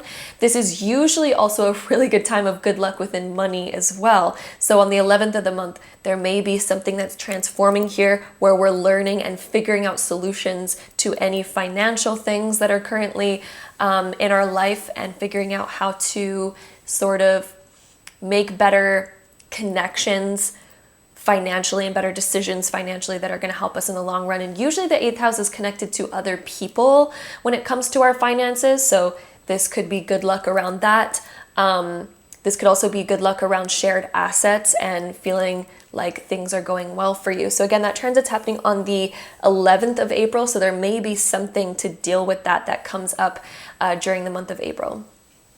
This transit, when it does happen, it usually affects the energies about 10 days prior and about 10 days after. So around the 11th. So this is going to take up most of the month of April, this sort of energy of really good luck in transmuting old things, and then also possibly increasing finances or increasing your material world. Then on the 19th of the month, we have our new moon solar eclipse happening in Aries, which is also happening in your 8th house. So new moons are really powerful just on their own, but when it's a solar eclipse, this is like a tenfold kind of new moon. So it really enhances the energies and makes it really potent. This happening in your 8th house, new moons are new beginnings. Being in the 8th house, there's a new beginning when it comes to your shared assets with someone. So, you know, maybe if we do have somebody that we're sharing assets or sharing money with, this would indicate a new beginning within this. If we have something that we're deeply needing to transform or needing to heal, this is also a great time of a new beginning in that area. This can also be a new beginning within things that we are passionate about, things that we feel a deep connection to. This helps us create a new beginning. Maybe a new interest is going to come up around this time, or maybe something is going to transform in our life that just brings us to a new chapter. The 8th house is kind of like the house of like a big transformation, a metamorphosis, if you will. And it is also connected to sometimes other people in very deep kind of ways. So there's definitely a new beginning happening there for my Virgos. I'm excited to see how that plays out for you and those transformations that are going to be happening. This is a very positive transformation though. And even if you're, you know, going through something around this time, and if you're not noticing the positivity right away, this is something that it promises to be positive. So I do want you to keep that in mind from the 11th of April to the 19th of April, and even slightly beyond that, because this energy will be affecting for about a month, I would say, with this new moon solar eclipse. Solar eclipses are very powerful, and they tend to kind of cause like subtle energy changes over the course of a whole month is what I've noticed. So even if you feel like you are going through a hard time, I just want to say this to speak for the people that may be feeling that way. This is something that promises to be positive in the long term. I do want to say that. However, most people will be experiencing this in a positive way. So I just want to make that clear. Most people will be experiencing this in a very positive way. However, if you do find difficulty around this time, it promises to have very positive effects further on as time continues. So just keep that in mind. Then on the 21st of the month, we have our last major transit, which is Mercury going retrograde. The famous Mercury retrograde is going to begin on the 21st. This is happening in the zodiac sign of Taurus, so it's affecting your 9th house. Mercury retrogrades, they last for about 3 to 4 weeks. So it's beginning on the 21st and it'll last till about beginning mid-May. So this transit, Mercury going retrograde, this is about reflection, reviewing, and revising things. Being in your 9th house, this could be about reflecting and reviewing and revising on how we want to expand in our future, where we really want to go, where we see ourselves heading towards. What is that plan? What does that look like? What is our deeper purpose? Because the 9th house is also our deeper purpose, and it is also deeply about higher learning and higher education. So Mercury retrograde through here, we might be questioning things that we once thought were true. We might be learning something new, getting epiphanies on things that were like, wait a minute, okay, let me review and revise what I was doing before because I've learned something new that's going to take me to a whole new level. So this is going to really help you reorganize parts of your life to help you take you to a new level here. It'll help you expand. This can also be helping you expand your learning, or it could be revisions within travel for some people. That's more of a rarer aspect of this transit, but sometimes it can also indicate review and revisions within travel or within some sort of expansion or learning. So that is what we have for my Virgos for the month of April. It's going to help you review things so that you can begin to expand even more in your future, and so that you can open up more new possibilities for yourself and expand your mind in a way that really benefits you through the future. So if you're now curious about your love life, let's go ahead and pull some cards for my Virgos, suns, moons, and risings love life for the month of April. All right, so Virgo, suns, moons, and risings, what is happening in your love life for the month of April? So we have the Six of Pentacles coming up. That is our first card for your love life. It is upright. Let's see, maybe one more card here for my Virgo's love life in April. Let's see, Virgo's love life in April. I'm really feeling like that card is trying to come out. We have the Four of Cups being reversed. Okay, so this paints a new picture. With the Six of Pentacles, let's talk about that one first. When the Six of Pentacles comes up for our love life, we are learning how to give and receive properly. And we're also learning, what do I really deserve in my love life? What have I been settling for in the past? And where do I need to learn how to receive more? This is also about, one of the things that actually I've written on here is getting back what you put in. These were actually my first tarot cards when I was first learning tarot, and I'd be writing on them, you know, all these different epiphanies that I would have of their meanings. And that's just really sticking out to me right now. Getting back what you put in. So if you've been putting in a lot into your love life, this is the time of like karmic retribution of, okay, how can I learn how to receive more? How can I learn how to get back everything that I've put out in the world? The Four of Cups being reversed is when we take on new opportunities that we were once maybe avoiding, or maybe once we didn't want to see or didn't want to look at, because maybe we were focused on all these other like negative things that were going on. And if we were focused on all these negative things that either we've experienced in the past or all these negative things that didn't work out for us, it's stopping us from seeing an opportunity that might be right in front of us. When we're so fixated and focused on something right here, we might not be noticing something that's like right here that we could easily just grab and take hold of, but we're not seeing it because we're singularly focused in a different way. However, when the Four of Cups is reversed, it indicates that we are shifting our focus towards that opportunity. So during the month of April for my Virgos, this is going to be a month where you begin focusing on opportunity and you begin making a lot of progress in your love life and accepting how to receive more. How can you receive more? How can we grab the opportunity of getting what we desire? Because there is that opportunity that's right there. And that's something that's sort of coming up here, is a shift in focus is going to bring you towards what you desire.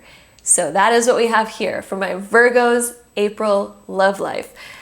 You will be receiving more, inevitably. You will be receiving more, and there will be some sort of new opportunity in your love life. It could be somebody offering you to take you on a date, or maybe something's going to be coming in. Maybe your partner's going to be giving you more attention, more love, and other things. But I just see it being a much more prosperous and happy month for my Virgos, and letting go of things that were maybe once bothering you prior. So that is what we have for my Virgos April love life, and thank you so much for joining me here. Be sure to check out your other sun, moon, and rising sign to get the most all-encompassing and accurate horoscope for you for the month of April. I am sending you all so much love, and I hope to see you in my next video. Bye! Hello, my beautiful Libras, and welcome to your part of the Zodiac sign prediction for April of 2023. So right on April 3rd, we have our first major transit, which is Mercury moving into Taurus. This is going to be when it starts transiting your 8th house. Mercury transit the 8th. The 8th helps us really transform things mentally for us. It helps us see things in a deeper way. It can also be when we uncover answers that we've been really seeking that maybe seemed to have eluded us before. So if something has been sort of a mystery to you within maybe anything in your life, really, if anything has been sort of a mystery to you, this is where it transforms and becomes more clear. This is also a very intuitive time as well. So you might feel very deeply intuitive. You may be getting intuitive hits. You may be hearing the more subtle things that are going on, and it helps you just go a lot deeper. So Mercury moving through the 8th house through the month of April is going to really help you see the deeper side of things, help you go deeper, and also help you have different conversations that need to have more depth to them. It'll help you have those deeper conversations, and you may notice that throughout the month of April that you are having deep conversations that have been maybe on your mind for some time. This is going to help you bring those things up and get to the bottom of those answers. Then on the 5th of the month, we have our full moon in Libra, which is of course happening in your sign, in your first house. The full moons help us close out old chapters. This is helping you close out an old chapter for yourself, to shed the old skin of who you used to be. And there's a new you that's really wanting to come out, that's really wanting to emerge. My Libras, you are having like a brand new self that you've been creating, that you've been moving towards, and that effort is really paying off. And this full moon is just helping you shed that old skin of everything that you once were, and helping you step into that energy of who you're now creating yourself to be. I just feel like you've been learning new things over the past year since the last full moon in Libra. You've been learning a lot, you've been shifting a lot, and there's a lot of changes that you have been making in your life, and now is just the time of really embodying that and allowing that full moon to really help you step into more of that new energy. Then on the 10th of the month, we have Venus moving into Gemini, which is going to be where it begins its transit through your 9th house. Venus transit the 9th really helps us expand. It really helps us come up with new ideas, learn new things, build new skills. And when Venus is involved, Venus is the planet of love, beauty, and money. And the 9th house helps us learn more, helps us expand more. It is kind of the house of learning, the house of philosophy, the house of opportunities and expansion and abundance.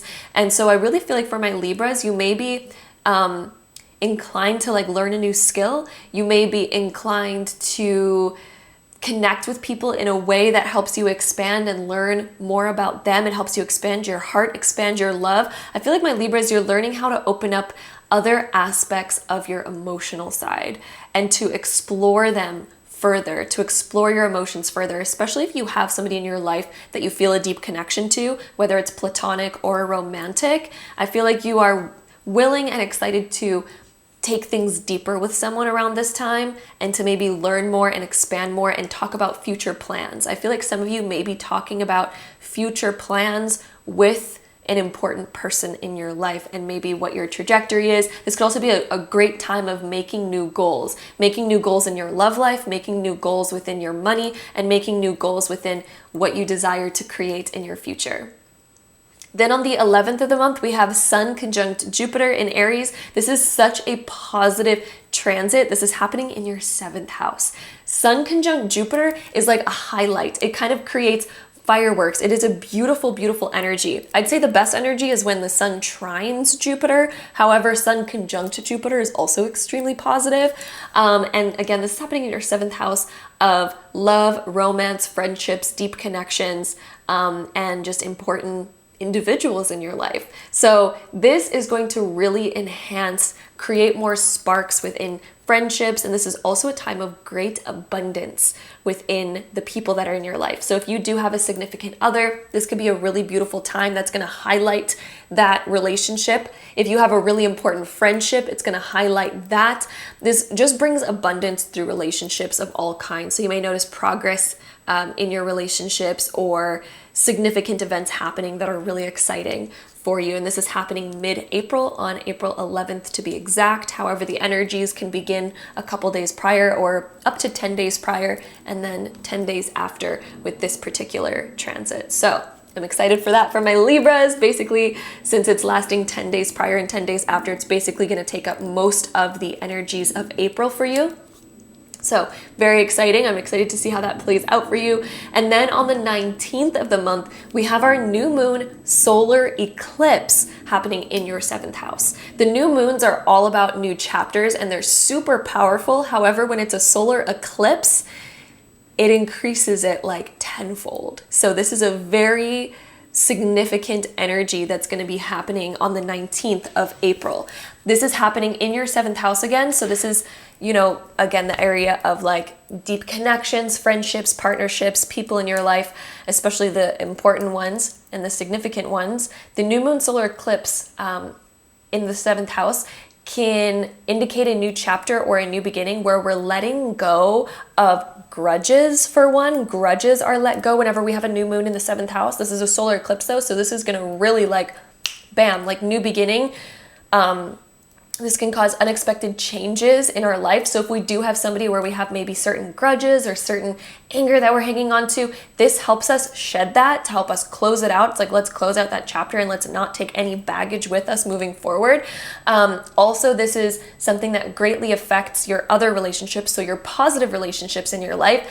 This is going to create a brand new chapter. There's very intense energy around this time. So you may notice different events happening where it either brings you really close with someone, or it helps you again cut away the connections or the baggage that maybe we were bringing along with us. It helps us cut that away, and then also helps us make a lot of progress with the people that we really love. So there could be something significant or a significant new chapter opening for you within your relationships on the 19th. And this energy, it does kind of last through the whole month since it's a monthly cycle. The new moons are a monthly cycle. Sometimes it can affect the energy, especially when it's a solar eclipse. We can feel that energy through the whole month. So you may be noticing this about a week prior to the solar eclipse, and you may be noticing this energy all the way into the month of May. But its most potent time is on the 19th when it actually happens. Then on the 21st of the month, we have our last major transit of the month. We have Mercury retrograde in Taurus. This is happening in your 8th house. Mercury retrograde is when we reflect, review, and revise different things in our life, and it may ask us to take a couple steps backward in order to take a few steps forward.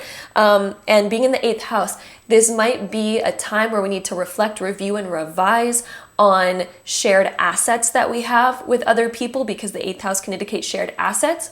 It can also indicate the transformations that we know that we need to make, different things that we know we need to transform in some way or deal with, or again, having those deep conversations. Maybe there's certain things that we're like, hey, we talked about that, but maybe we need to take a step back for a second and realize maybe there's other things that we need to implement, other things that we need to do here.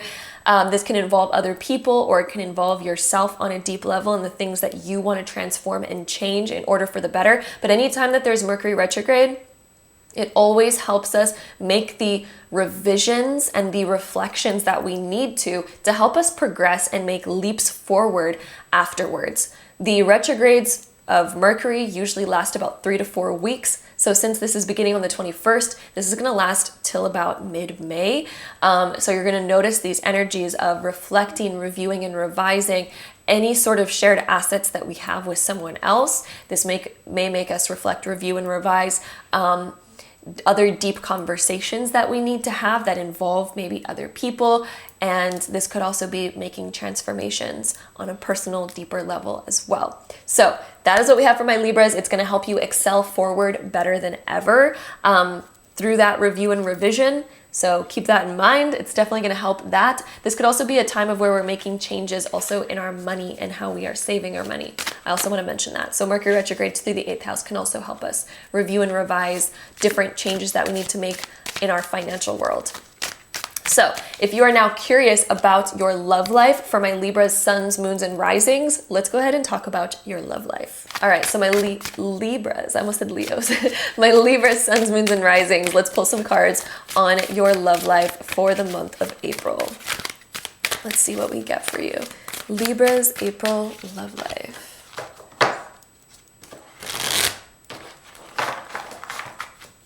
Let's see, Libras, April, love life. Cards wanting to come out. We have the Six of Swords, moving towards something much more positive.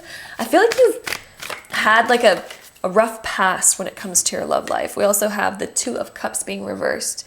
I feel like this is bringing up a rough past that you've experienced in your love life. There's going to be something that you are greatly working on.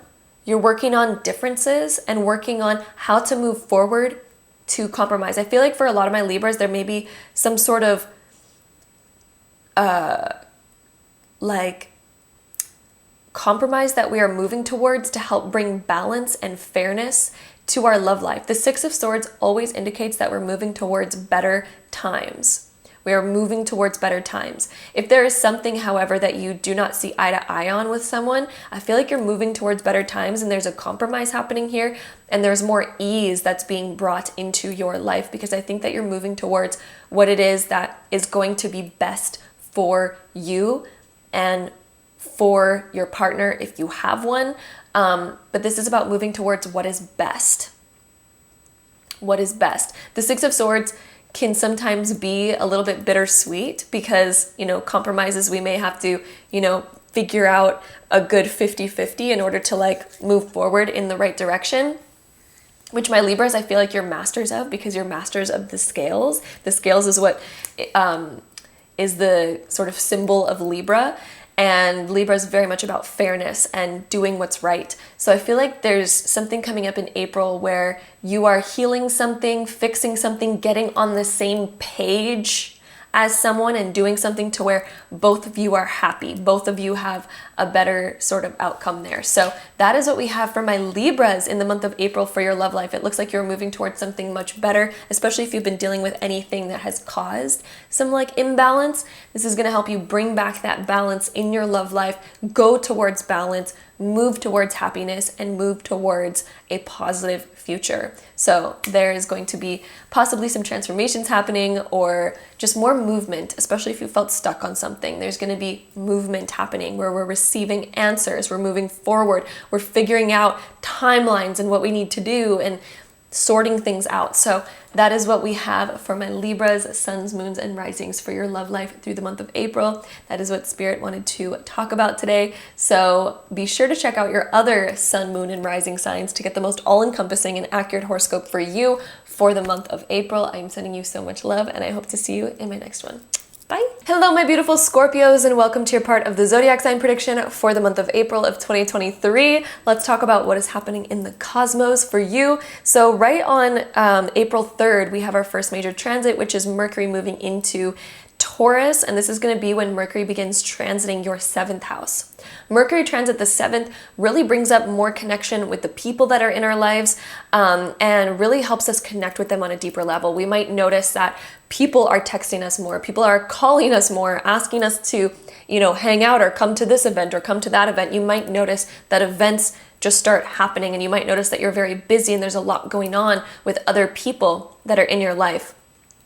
This can also be a time of when we, notice that there's a lot of things that we want to talk about, a lot of things that are coming up that are helping us progress forward in our relationships as well, and helping us solidify and gain more security in our relationships. But Mercury usually creates a very fast-paced energy, so we might notice that there's a lot going on, maybe a lot of people trying to get a hold of us, maybe a lot of things that we want to say. This could also be a time where there's more expression coming from us or from others that we are going to be hearing about or feeling, things like that. So then on the 5th of the month, we have our full moon in Libra, which is happening in your 12th house. The full moons are closing of old chapters, closing of old cycles. Being in your 12th house, this is a closing of a chapter for you mentally. So if you've been dealing with brain fog, if you've been dealing with just a lot going on, maybe a lot going through your mind, or if you've been feeling out of touch with your intuition or out of touch with your gut instincts, the full moon helps us bring back to balance, and it will also help heighten your awareness within your mind and within your intuition. Usually when we have a full moon happening in our 12th house, it makes our intuition super high. Some of you may start overthinking as well. That sometimes does happen during the full moons, but it's happening so that you close out that chapter, just so you know. It's happening so that you can close out that chapter and reach more peace and reach more balance. So one piece of advice that I have for my Scorpios: whenever you have a full moon in the 12th house, if you notice that your brain is on overdrive, and if you notice that it's hard to fall asleep, or if you notice that you get weird dreams, because that's also a thing that 100% usually happens when we have a full moon in the 12th house, you might just have like really prominent, vivid dreams. I highly recommend writing them down, because it's going to reveal to you different things that are going on subconsciously, and usually dreams speak in metaphors. But one of the pieces of advice that I have for this is to just realize that the full moon is bringing that energy. So if you are overthinking, if your mind is on overdrive, if there is crazy dreams that are happening or other things like that, just realize that this is happening from the full moon, and it's going to pass, and it's going to help you shed and bring things back into balance, especially since this is happening in the sign of Libra. This is helping bring things back into balance for you, and you're going to notice that after the full moon, your mind settles down, your emotions calm down, and you are much more connected and in tune with your intuition in a very balanced way. So keep that in mind for my Scorpios. Naturally, my Scorpios, you are naturally extremely intuitive anyway. The full moon in the 12th house makes you even more intuitive, so just keep that in mind. But yeah, it can sometimes bring a little bit of cloudiness with it during the full moon, but then it goes back into balance afterwards.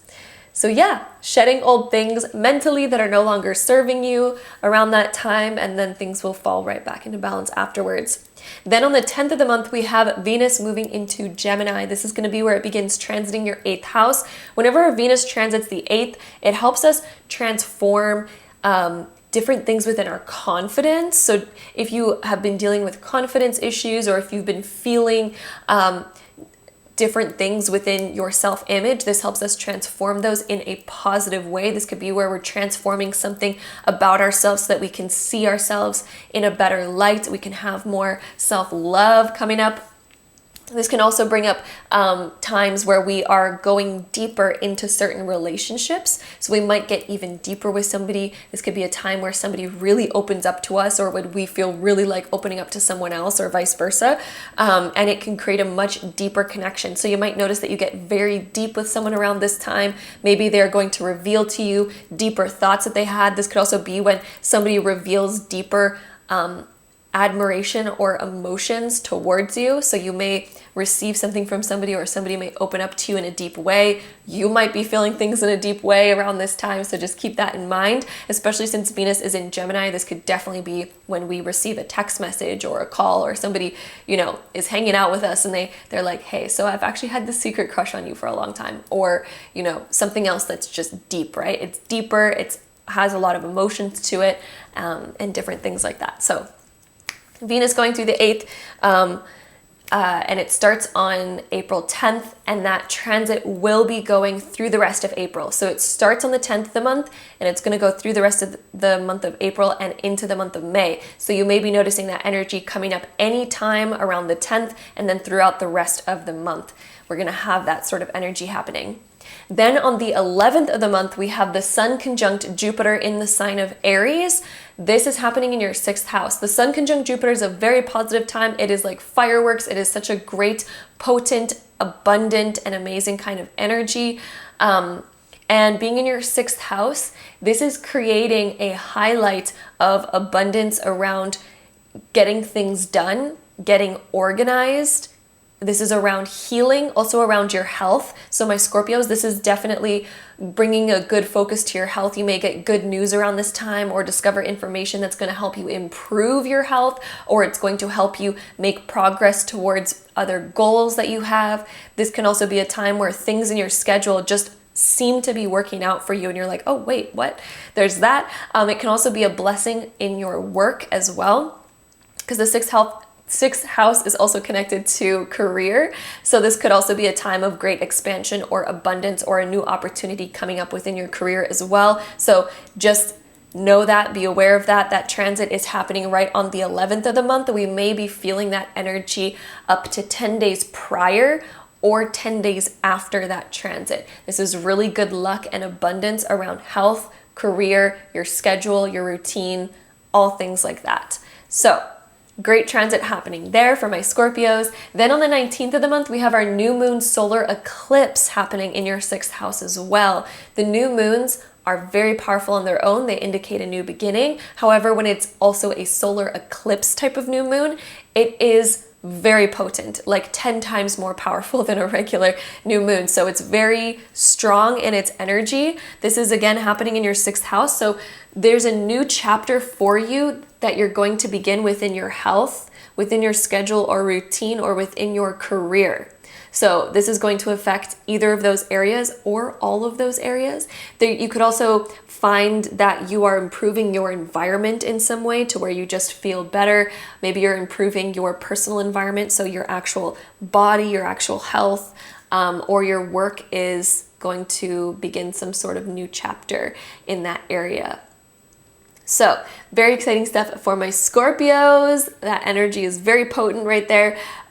You may also be noticing that energy throughout sort of like the next month. So sometimes when it's a new moon solar eclipse, that energy can be very potent for about an entire month. So that energy will be beginning around the 19th of April and then moving forward from there. So you may be noticing these changes taking effect even a month after this new moon solar eclipse. Then on the 21st, we have our last major transit of the month, which is Mercury going retrograde, the infamous Mercury retrograde. Mercury retrogrades last about 3 to 4 weeks. So you're going to be noticing this energy begin on the 21st and then lasting for about 3 to 4 weeks after that. Mercury retrograde in Taurus, this is going to be affecting your 7th house. So this could be where we're making reflections and revisions and revising around your relationships. Whenever Mercury goes retrograde in the 7th house, it can also bring back people from our past. It can also bring up people that maybe we've had a falling out with and maybe we didn't have proper closure in those areas. It can bring those things back so that we actually sort them out properly and talk about them so that we even it out and gain the closure that we've needed. But again, it can also bring back people from your past, not necessarily just bad people from our past or people that we've had falling outs with. It can also just bring back old friends that we haven't talked to in a long time, or somebody that we used to go to school with that maybe we haven't seen or heard from in forever. It can just bring back people from our past in general. So since this transit is beginning on the 21st, and since this transit lasts 3 to 4 weeks, we're going to be noticing things like that happening all the way from April 21st and then lasting all the way till about mid-May. There's going to be people coming back from the past or making reviews, reflections, and revisions within our relationships and within the important people in our life so that we can get things on the right page, so that we can make the revisions that we need to in order for us to be moving forward in the ways that we want to and making the progress that we've been desiring to make. So keep that in mind for my beautiful Scorpios for April. Now, if you're curious to hear about your love life for my Scorpios, suns, moons, and risings, let's go ahead and pull some cards on your love life. All right, so my Scorpios, suns, moons, and risings. Let's go ahead and find out about your love life. We have the Knight of Wands being reversed. Let's Sorry, I moved that card away from the camera so fast. That was probably a weird focus, a weird focus going on. So Knight of Wands being reversed as our first card. Let's see. Our next card is the Two of Swords being reversed. This one's actually a great one to come up being reversed. You are opening yourself up from being closed off. I feel like some of you, with the Knight of Wands being reversed, there's things that you've been excited about before that maybe just don't feel the same, or maybe there's a spark there that we're just like, we're not as inspired, or maybe there's just so many other things going on that we're finding it hard to create joy and fun. There may be something blocking us from creating more joy and fun. Maybe we feel like we don't have the time for joy and fun right now, or maybe there's other things going on in our life that are making fun and joy a low priority for us. And if that's the case, I really feel like April is the month of you kind of figuring things out and opening back up and realizing that fun and joy is like such an important thing, and how can we create more of that? I feel like that's going to be a big focus for you, is how to create more fun and joy in your love life, how to enjoy it more, how to have fun and laugh when we fall or make a mistake, or when, something happens. How can we learn how to have fun and have joy regardless of the different, tumbles that we may take, or the different mistakes that we may make? How can we look at those things and be like, you know what? Let me laugh it off, get up, dust myself off, and go and try again and put my best foot forward. So that's kind of like the energy of the month of April, is kind of bringing back the fun, bringing back the laughter, bringing back the joy, learning how to have fun and create joy no matter where you are. I keep getting this image in my head of SpongeBob. I don't know why this always happens for some reason in my astrology predictions. I feel like there's always at one point in the astrology prediction that Spirit gives me a view of like SpongeBob to explain something. But anyway, I'm getting that in my head, and specifically it's showing like how SpongeBob tends to handle problems, and he just tends to kind of handle them in a way of like, let's go get it, let's go fix it, let's go deal with this problem, let's laugh at it, let's find joy. And Squidward's there like, how dare you have fun in this moment? This is a serious moment, And SpongeBob's like, how dare you, well, he actually doesn't even have that view at all. He's more like, how could you not have fun? How could you not find joy in anything, right? So I feel like you're moving towards a very happy mindset and a more funny kind of like joyous, more bubbly. I feel like you're moving towards more of a bubbly kind of joyous mindset when it comes to your love life, and when it comes to just your fun and your joy in general, bringing in more self-love, bringing in more excitement and things like that. So that is what Spirit wanted to say today for my Scorpios for the month of April, my Scorpio suns, moons, and risings for your love life for April. Be sure to check out your other sun, moon, and rising sign in order to get the most all-encompassing and accurate horoscope for you for the month of April. I'm sending you all so much love. Thank you so much for joining me here today, and I'll see you in my next one. Bye. Hello, my beautiful Sagittariuses, and welcome to your part of the zodiac sign prediction for April of 2023. So we start off the month of April. On April 3rd, we have Mercury moving into Taurus, which is going to be when it begins its transit through your 6th house.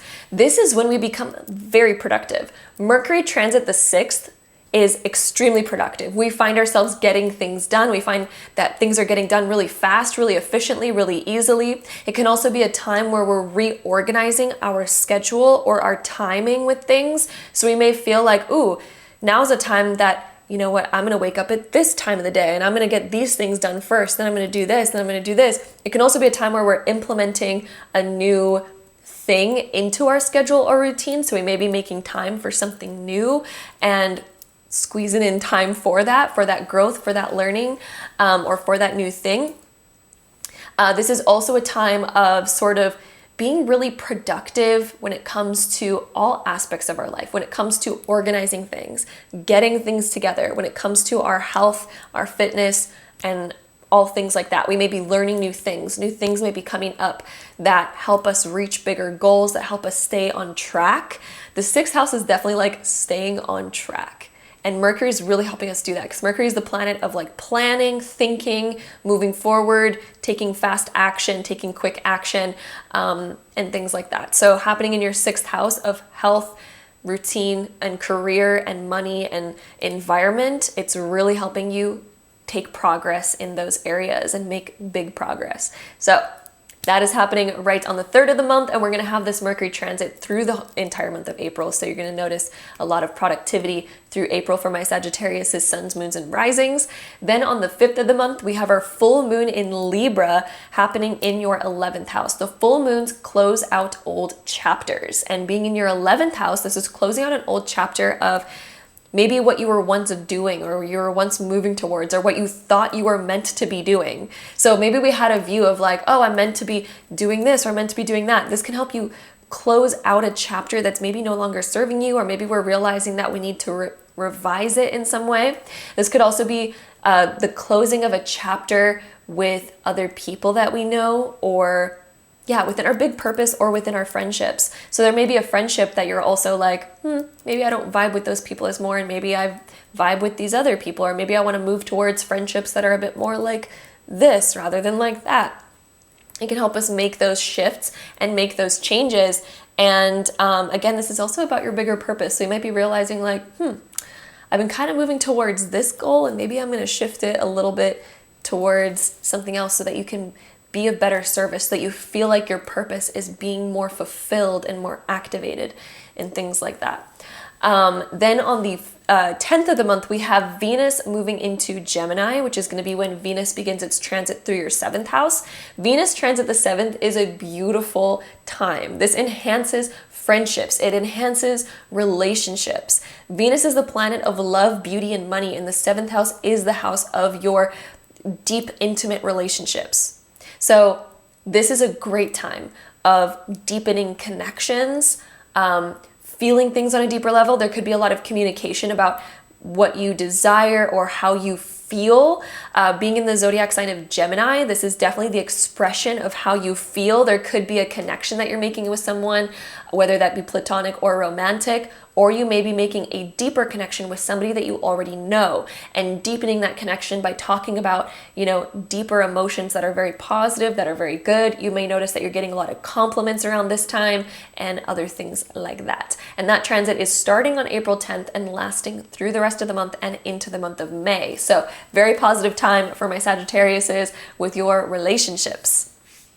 Then on the 11th of the month, we have the Sun conjunct Jupiter. This is happening in your 5th house in the sign of Aries. The Sun conjunct Jupiter is a very positive time. It is like fireworks going off. And being in your 5th house, this is creating a highlight in expanding into more fun, expanding into more joy. You may have something or some sort of opportunity come up around mid-April that's going to be very fun and be very exciting. It's going to be something that I think you're really excited about, that you're excited to take action on. It's something that's going to bring more fun and joy into your life. It's going to bring more passion into your life, and it's going to feel like we're able to expand more into more joy.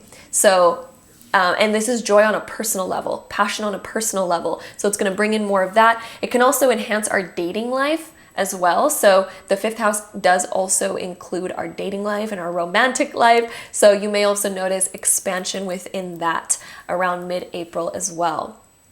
Then on the 19th, we have our new moon solar eclipse, which is also happening in your 5th house. So a lot of 5th house energy. New moons are really powerful even on their own, but when it's a solar eclipse, it is like tenfold. It is so powerful. And this new moon solar eclipse, new moons are brand new chapters that are opening.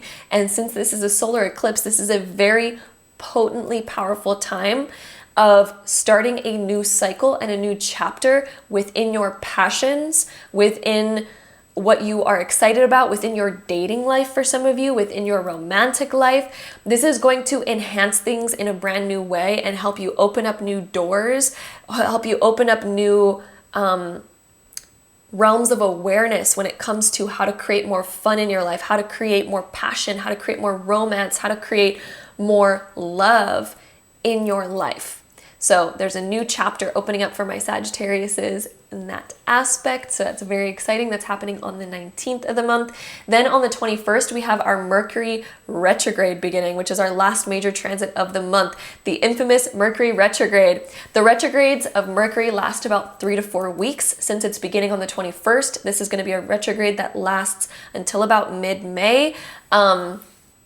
And this is happening in your 6th house. So Mercury retrogrades are all about reflection, revisions, and revising. So as Mercury goes retrograde in this area, we may be reflecting on our career, on our schedule and routine, and on our health and our environment. This is going to help us reflect on those things that we might need to change or alter in order to create better circumstances for ourselves within our career, within our schedule and routine, within our health, and within our environment. So as Mercury goes retrograde for about 3 to 4 weeks here, we might notice changes within your career. Maybe you're making certain changes and you're like, hey, this isn't really working out for me in the way that it used to. Maybe this isn't as efficient or as smart as I once thought it was. Maybe it's just not fitting anymore. It's no longer serving me. So we need to make reviews, reflections, and revisions that can help us bring things into balance and bring things into a place where they are serving us.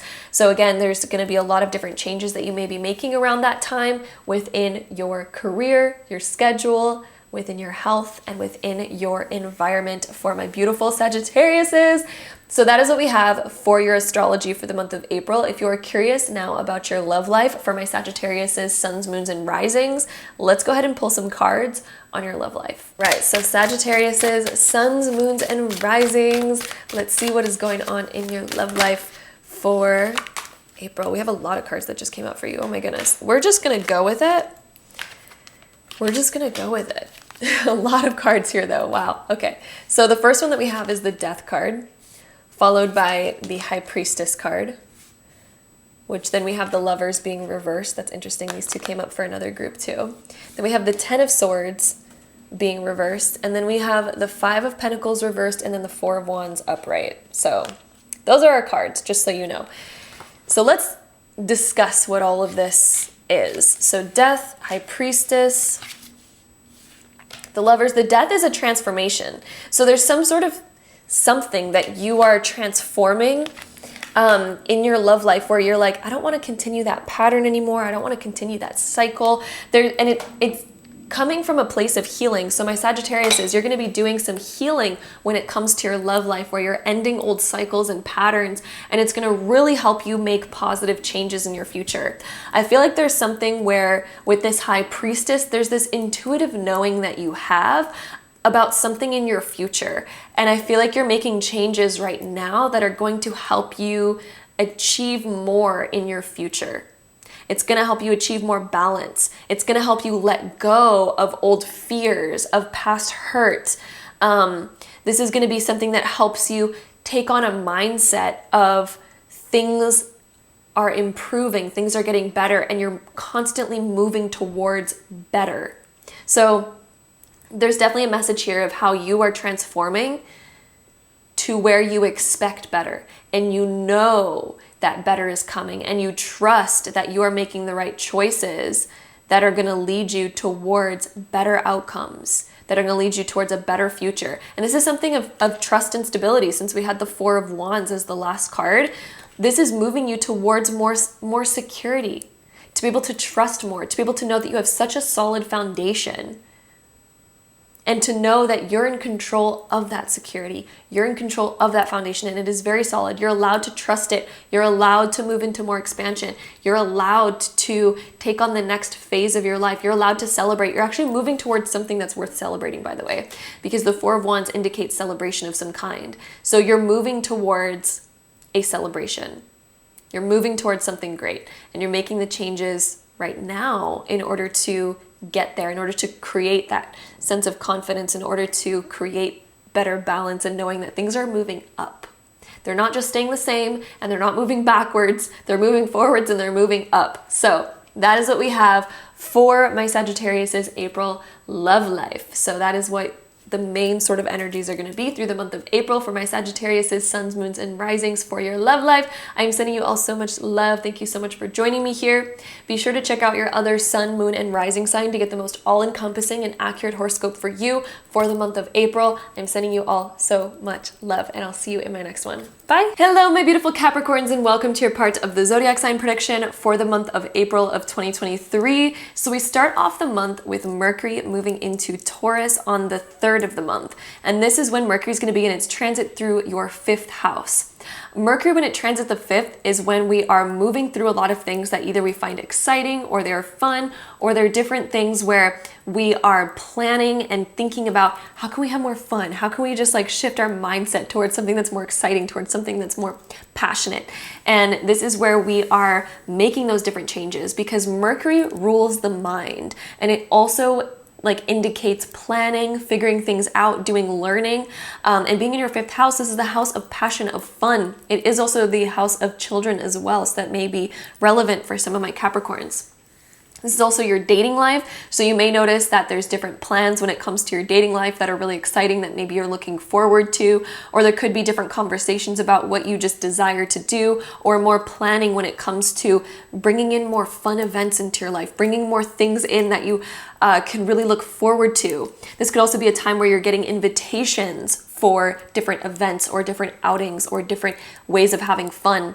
And this transit with Mercury moving through your 5th house is going to last through the entire month of April. So you're going to notice that the month of April, there's a lot of things going on that maybe you're looking forward to, and things that you're maybe getting invited to through the month of April that are fun, that are going to bring out more of a sense of passion and joy for you. Then on the 5th of the month, we have our full moon in Libra. Full moons are closing out old cycles. They help us close out old cycles, and they help us end old chapters. This is happening in your 10th house. So there's some sort of completion when it comes to a goal of yours, or there's some sort of chapter that's closing around your career or around different things that you wanted to achieve in your life, and this is helping you close out a chapter. This is helping you wrap loose ends on maybe a project or a goal that you were having, at least figuring out what it is that you need to do in order to fully achieve, and what you need to take action on in order to make something happen that you've been wanting to do or achieve for some time. So the full moon is helping us close out that old chapter and move towards opening up new books, opening up new desires, opening up new chapters of projects that we can work on and move towards, and new ideas and things like that. So it's helping us kind of wrap up different things. It could also help you be very productive around work, especially if there's been something really big going on in your work life that you've needed to kind of do or finish. It is a great time for that as well. It also does rule schooling as well. So if we're in school, it helps us wrap up a chapter within our school as well. Then on the 10th of the month, we have Venus moving into Gemini, which is going to be where Venus begins transiting your 6th house. Venus is the planet of love, beauty, and money. And when it transits the 6th house, it can increase our finances, or it can help us figure out ways of saving up more, of making bigger moves when it comes to our money, investing it in the proper places, putting it towards bigger goals that we have within our career or within our schooling. So it can help us invest into those types of things. This is also a great transit when it comes to health. When it comes to health and fitness. So whenever Venus moves through the 6th house, it helps us enhance our health. It helps us improve our health. It helps us make decisions that are in alignment with being more healthy and focusing on creating more vitality in our life. So you will notice that around that time as well. Whenever Venus is also transiting the 6th, it can help us improve our environment. So if there's been changes that we've wanted to make within our environment in order to feel more comfortable, in order to make it feel more productive and be more productive, that is also a transit that helps us create those changes as well. Then on the 11th of the month, we have the Sun conjunct Jupiter in Aries. The Sun conjunct Jupiter is such a positive transit.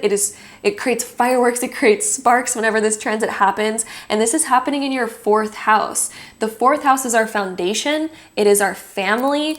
It is our home. So when the Sun conjuncts Jupiter, there could be different improvements or different expansions that we're making in our home life or within our family. For example, we may be getting deeper in touch with our family. There may be a special family event that's going to pop up, or there could be something around your home life where you're able to expand that or feel more secure or feel better. And it's just going to be really good luck around your home and around your family.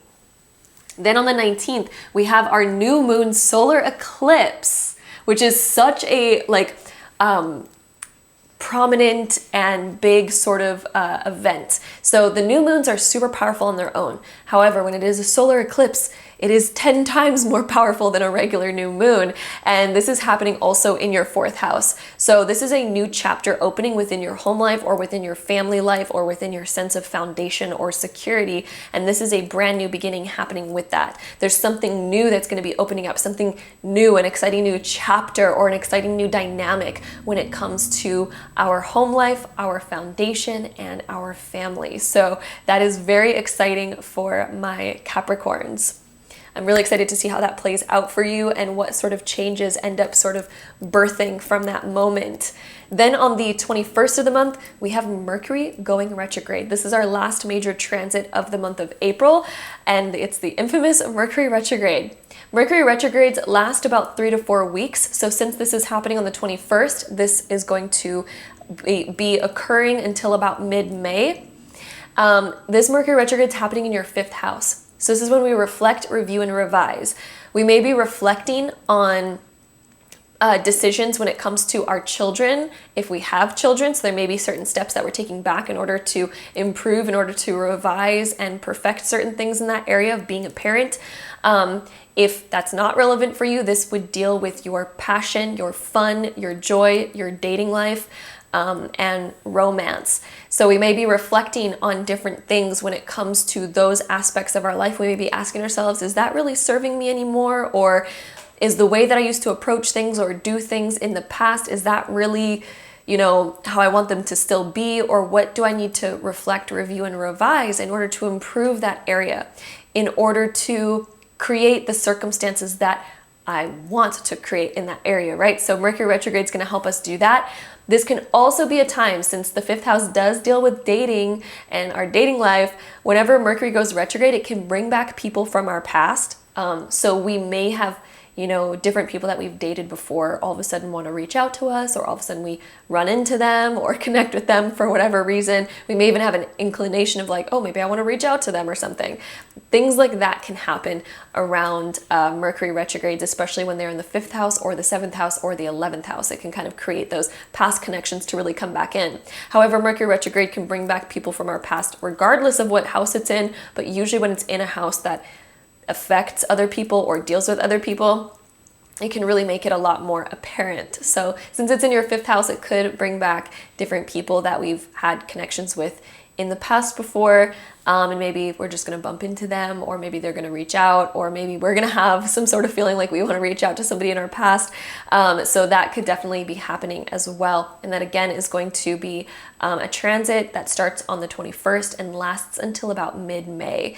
So that is what we have for my Capricorns for the month of April, my Capricorn suns, moons, and risings. Thank you so much for joining me here. If you are now curious to hear about your love life, we're going to pull some cards on your love life. All right, so my Capricorns, suns, moons, and risings. Let's see what Spirit has to say about your love life for the month of April of 2023. Let's see. Woo, there's a bunch of cards that just flew out. So we have justice coming up. So learning how to create proper balance in your love life, learning how to speak truth, learning how to create respect, create proper boundaries. Some of my Capricorns, we may be learning how to create a proper boundary, how to create balance, how to put our foot down about something when we need to, but how to do it in a respectful way where it's right and we feel, correct about what it is that we're doing. We also have the Ace of Wands coming up.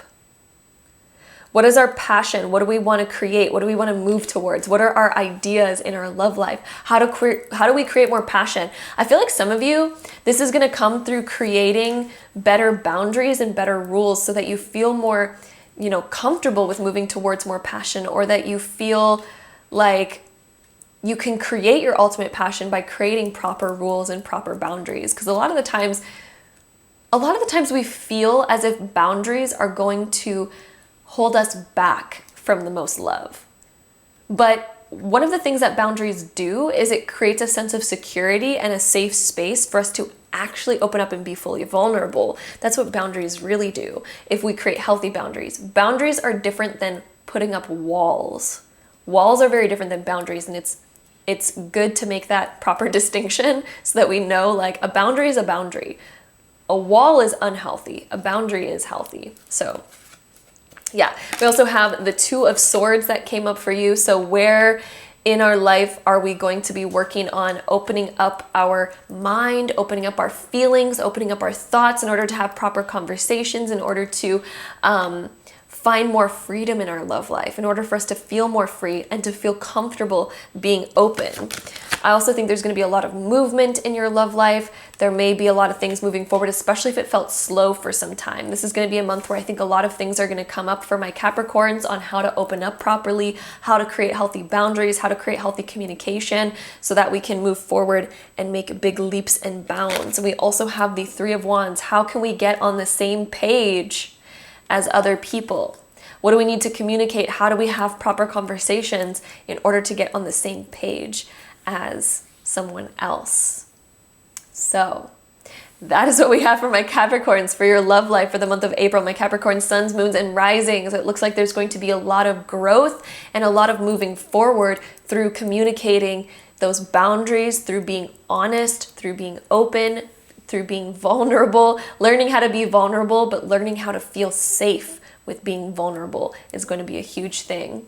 How to open up and things like that. So that's what we have for my Capricorns, suns, moons, and risings for your love life for the month of April. It looks like there's a lot of positive outcome, especially with that Eight of Wands. Things are going to start rushing forward again. I feel like there's going to be this opening of how you really feel that's going to really help you just open the floodgates and let everything out. And it's going to offer a lot of healing and a lot of progress in your love life. So hopefully that is relevant in some way, shape, or form for you. Thank you so much for joining me here in today's video. I'm sending you so much love. Be sure to check out your other sun, moon, and rising sign in order to get the most all-encompassing and accurate horoscope for you for the month of April. Again, I'm sending you so much love, and I hope to see you in my next one. Bye! Hello, my beautiful Aquariuses, and welcome to your part of the Zodiac sign prediction for April of 2023. Let's talk about what is happening in the cosmos for you. So starting off the month on the 3rd of April, we have Mercury moving into Taurus, which is going to be when Mercury begins transiting your 4th house. Mercury is the planet of planning, things moving forward, getting a lot of things done. It also rules the mind. And the 4th house is our home life, our foundation, and our family. So there could be conversations coming up where we're planning different things around our home life, or we're discussing a lot of things around our home life, our home environment, our foundation, our sense of security, what we are creating in our future, what we're moving towards in that area. We also may be having different discussions around family or different rules or boundaries that we have in that area, and creating more plans for our home life. So we may be discussing different things or different changes or different expectations that we have that we are going to be moving towards. This transit's going to last through the month of April, by the way. So it begins on April 3rd, and Mercury is going to be here in Taurus through the entire month. So again, this is all discussions and planning around your home life, your family life, your foundation, and your security. Then on the 5th of the month, we have our full moon in Libra, which is happening in your 9th house. Full moons help us close out old chapters and bring conclusions to things. Being in the 9th house, this would be different ideas that we have, different things that have gone through our minds, or skills that we want to build, things that we want to do, projects we want to work on, dreams that we want to aspire towards. And the full moon is helping us close out an old chapter with that. So I feel like you're leveling up, my Aquariuses. You're leveling up in some way. Maybe you're receiving an answer to something that you've been wondering for a long time, something that's been up in the air, a plan that you've had up in the air, an idea that you've had up in the air. The full moon helps us bring a conclusion to that. So we may be receiving an answer around something that is up in the air, something that's way out there. You may also be shooting your shot for something, and you are going to be receiving your answer around the beginning of April when we have that full moon. So that is something to be aware of and look for around the 5th of the month. It's definitely helping you close out an old chapter there, receive your answers, and gain sort of understanding or closure on something, or some sort of learning that is going to help you close out an old chapter of your life and wrap something up. So that is happening there. Then on the 10th of the month, we have Venus moving into Gemini, which is going to be where it begins its transit through your 5th house. The 5th house is the house of dating, romance, fun, joy, enjoyment, also children. Venus moving through here, this is a very positive time. Venus is the planet of love, beauty, and money. And being in the house of romance and dating and pleasure and fun, Venus loves being here. So Venus really enhances our relationships when it moves through this area. This can be a time where things become spiced up, a bit more fiery, fun, pleasurable. We might be focused on fun around this time, or there could be something coming up throughout the sort of latter half of April.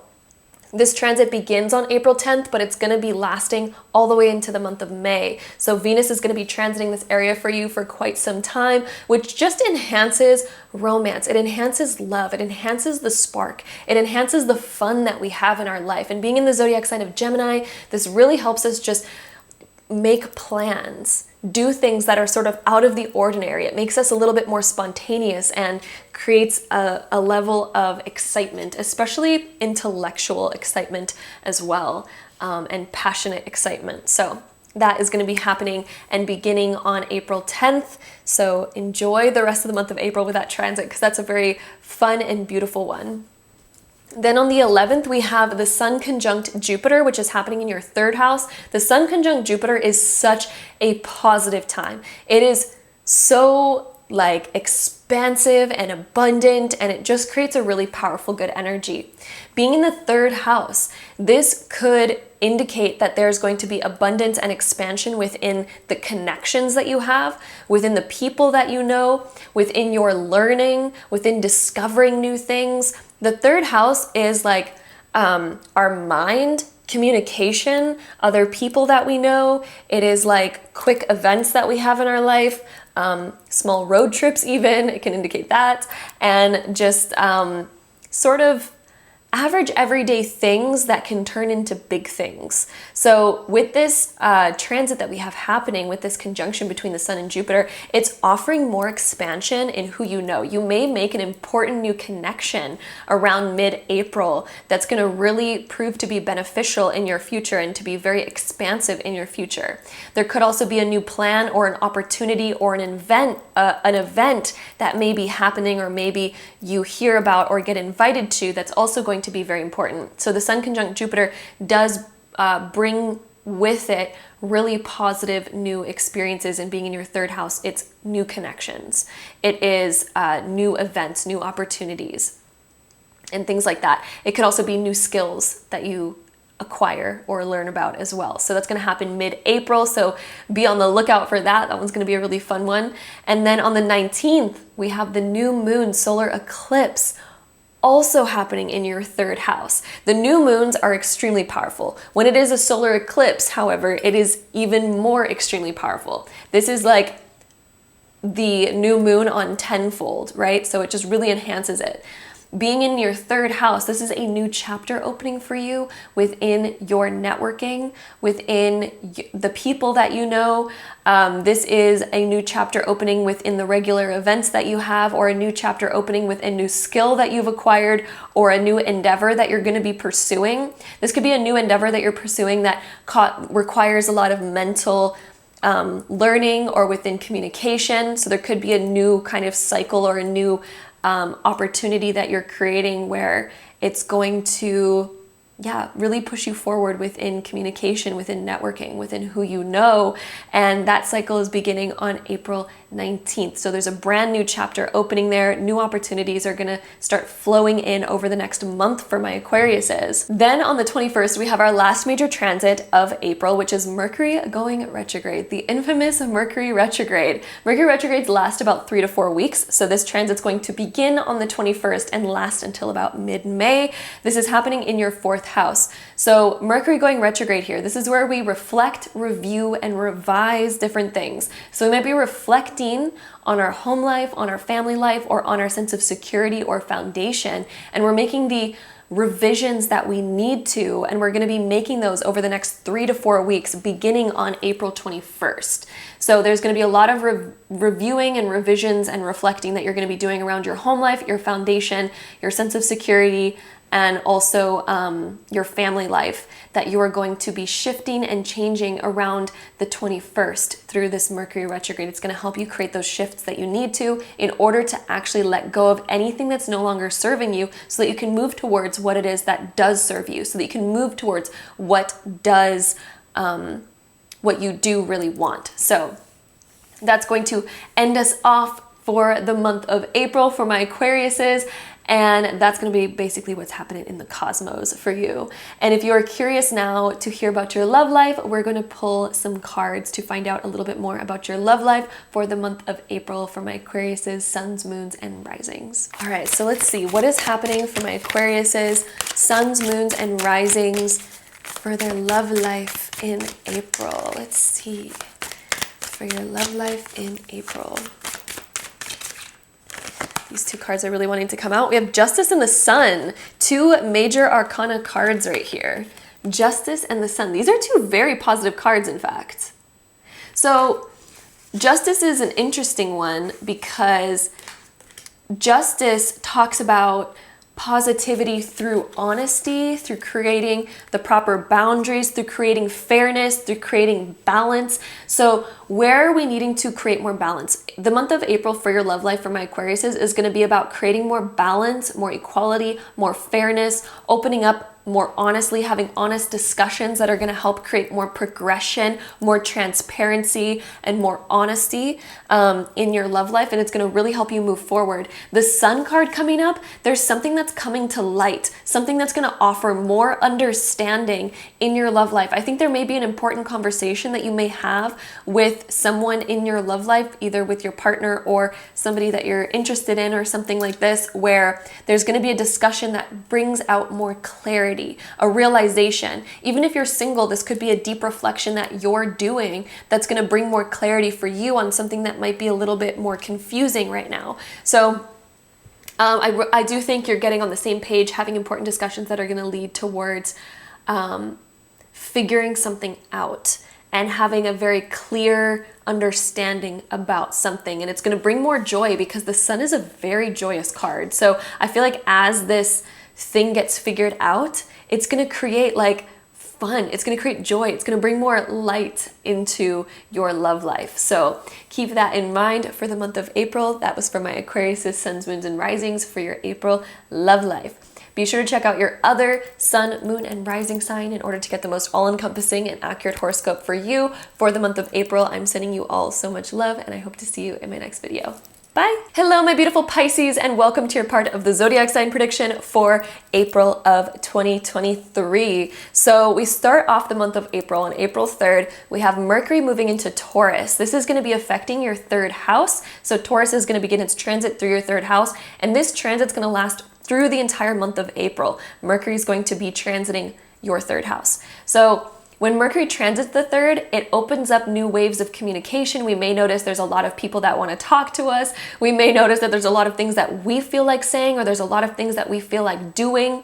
This is a great time of getting a lot of things done, a lot of tasks done, responding to emails that maybe we've let go for a bit, responding to texts that maybe we've been not responding to. This is a great time of being very productive when it comes to different things that we need to catch up on, and being productive in having the right conversations, having get-togethers, attending events, and really being there. I feel like you may have a lot of people reaching out to you, or there just may be a lot of things to get done, but Mercury is giving us all the energy to get it done, getting all those things cleared up and out of the way. This could also be a great time for learning and reading as well. So I want to say for my Pisces, you may also be really inclined to learn something or to read something or to study something, because the third house can indicate reading or studying or expanding your mind, and Mercury is all about that as well. So it can definitely create that sort of energy as well. Then on the 5th of the month, we have our full moon in Libra. This is going to be affecting your 8th house. Full moons are closings of old chapters. So the 8th house is the depth, the more deeper parts of our soul. It can also indicate shared assets that we have with other people. And it can also indicate deeper passions that we have and things that are being transformed or transmuted and all of that. So the full moon helps us close out old cycles or chapters. So if there's been somebody that's been very needy with us, or if we've been really needing someone else a lot and not feeling very independent, this is you calling your independence back, my Pisces. This full moon is helping you call your independence back. It's helping create more balance when it comes to you and other people and how much energy you're willing to give versus how much energy you're willing to receive. And this is creating more balance. Libra is about balance. So where have we been giving too much energy, or where have we been maybe taking too much energy? So this is going to help us balance out those two things so that we can learn how to give and receive in an equal way and to balance things out in that area. Then on the 10th of the month, we have Venus moving into Gemini, which is going to be where it begins its transit through your 8th house. So or your 4th house, I should say, your 4th house. So Venus transiting the 4th house. Venus is the planet of love, beauty, and money. The 4th house is the house of family life, our home life, and our foundation.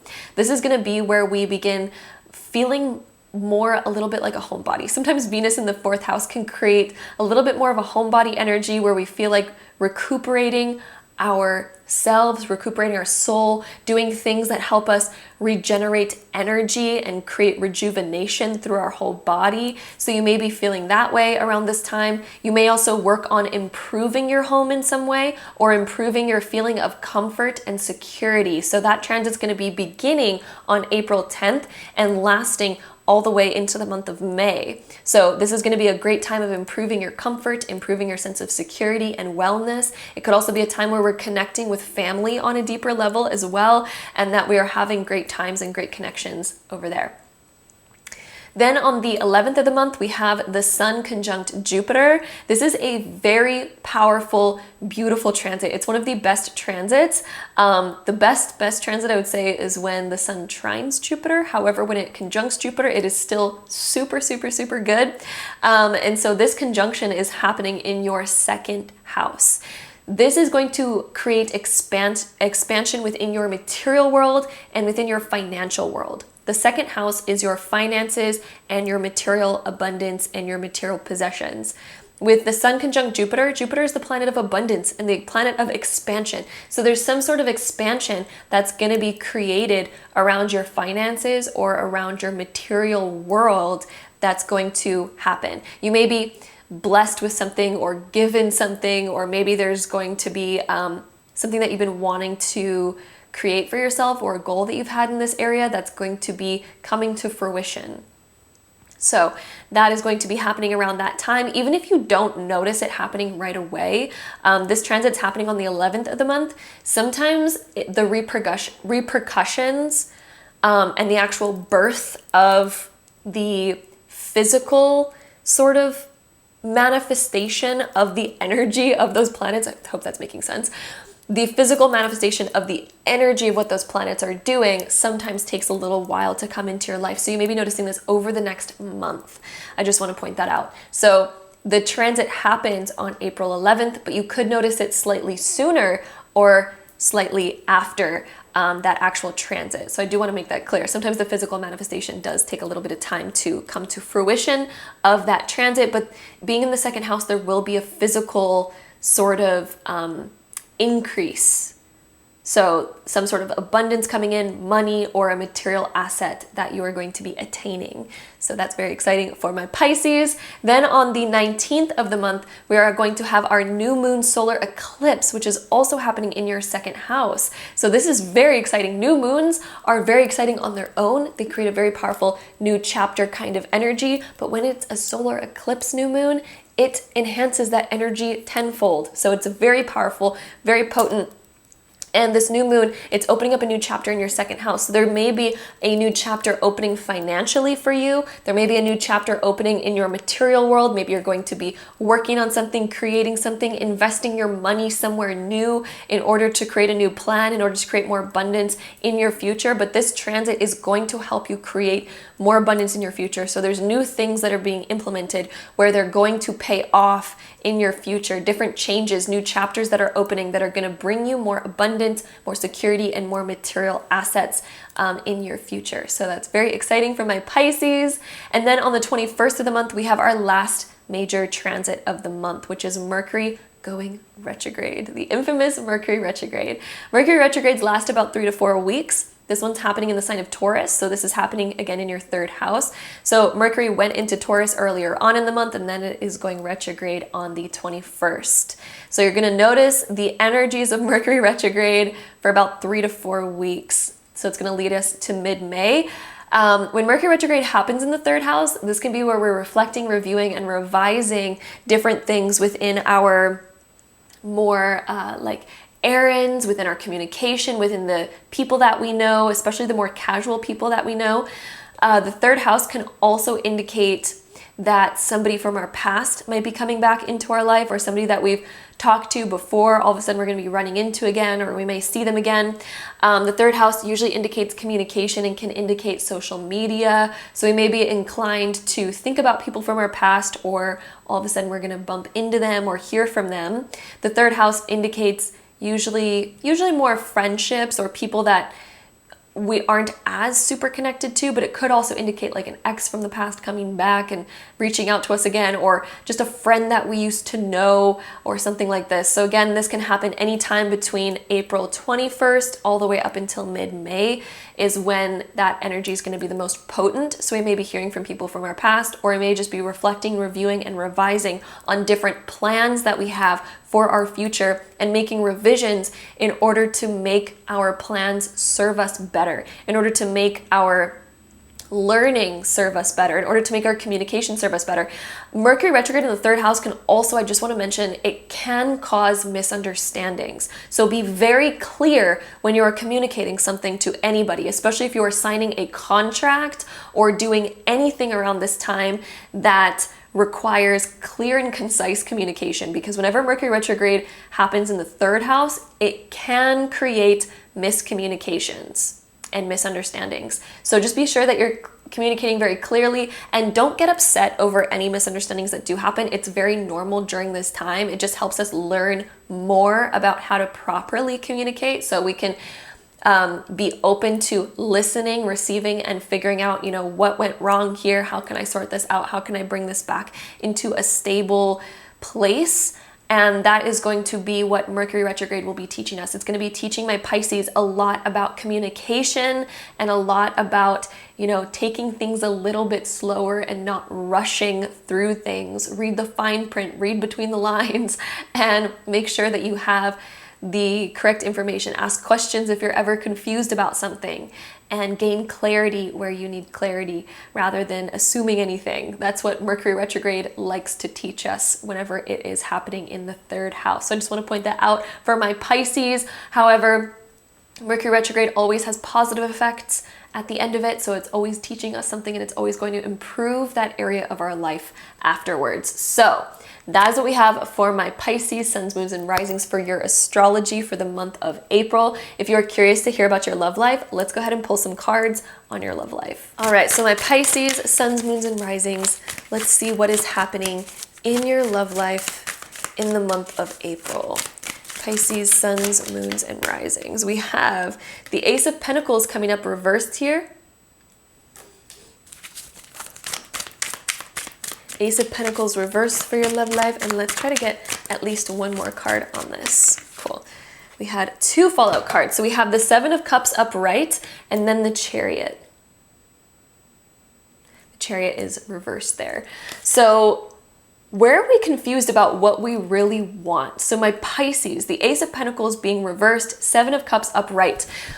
There may be certain fears that you have for your future in your love life. You may be curious, like, am I going to make the right decision, or should we do this, or should we do that? Like, there's a sense of cautiousness, and there's a sense of not wanting to fully commit or not fully make a decision in your love life, because we may be like, what if something bad happens? What if this is the wrong choice? What if this happens? What if that happens? And the Chariot being reversed indicates that we're not really moving forward. There's something that's holding us back, because maybe there's an important decision that we have to make. Maybe there's an important decision in our love life, and maybe we're like, I don't quite yet know what's going to lead me to the best outcome. But one thing I have to say is that no matter what you choose, it has the potential to lead you to a good outcome. But it depends. What do you want?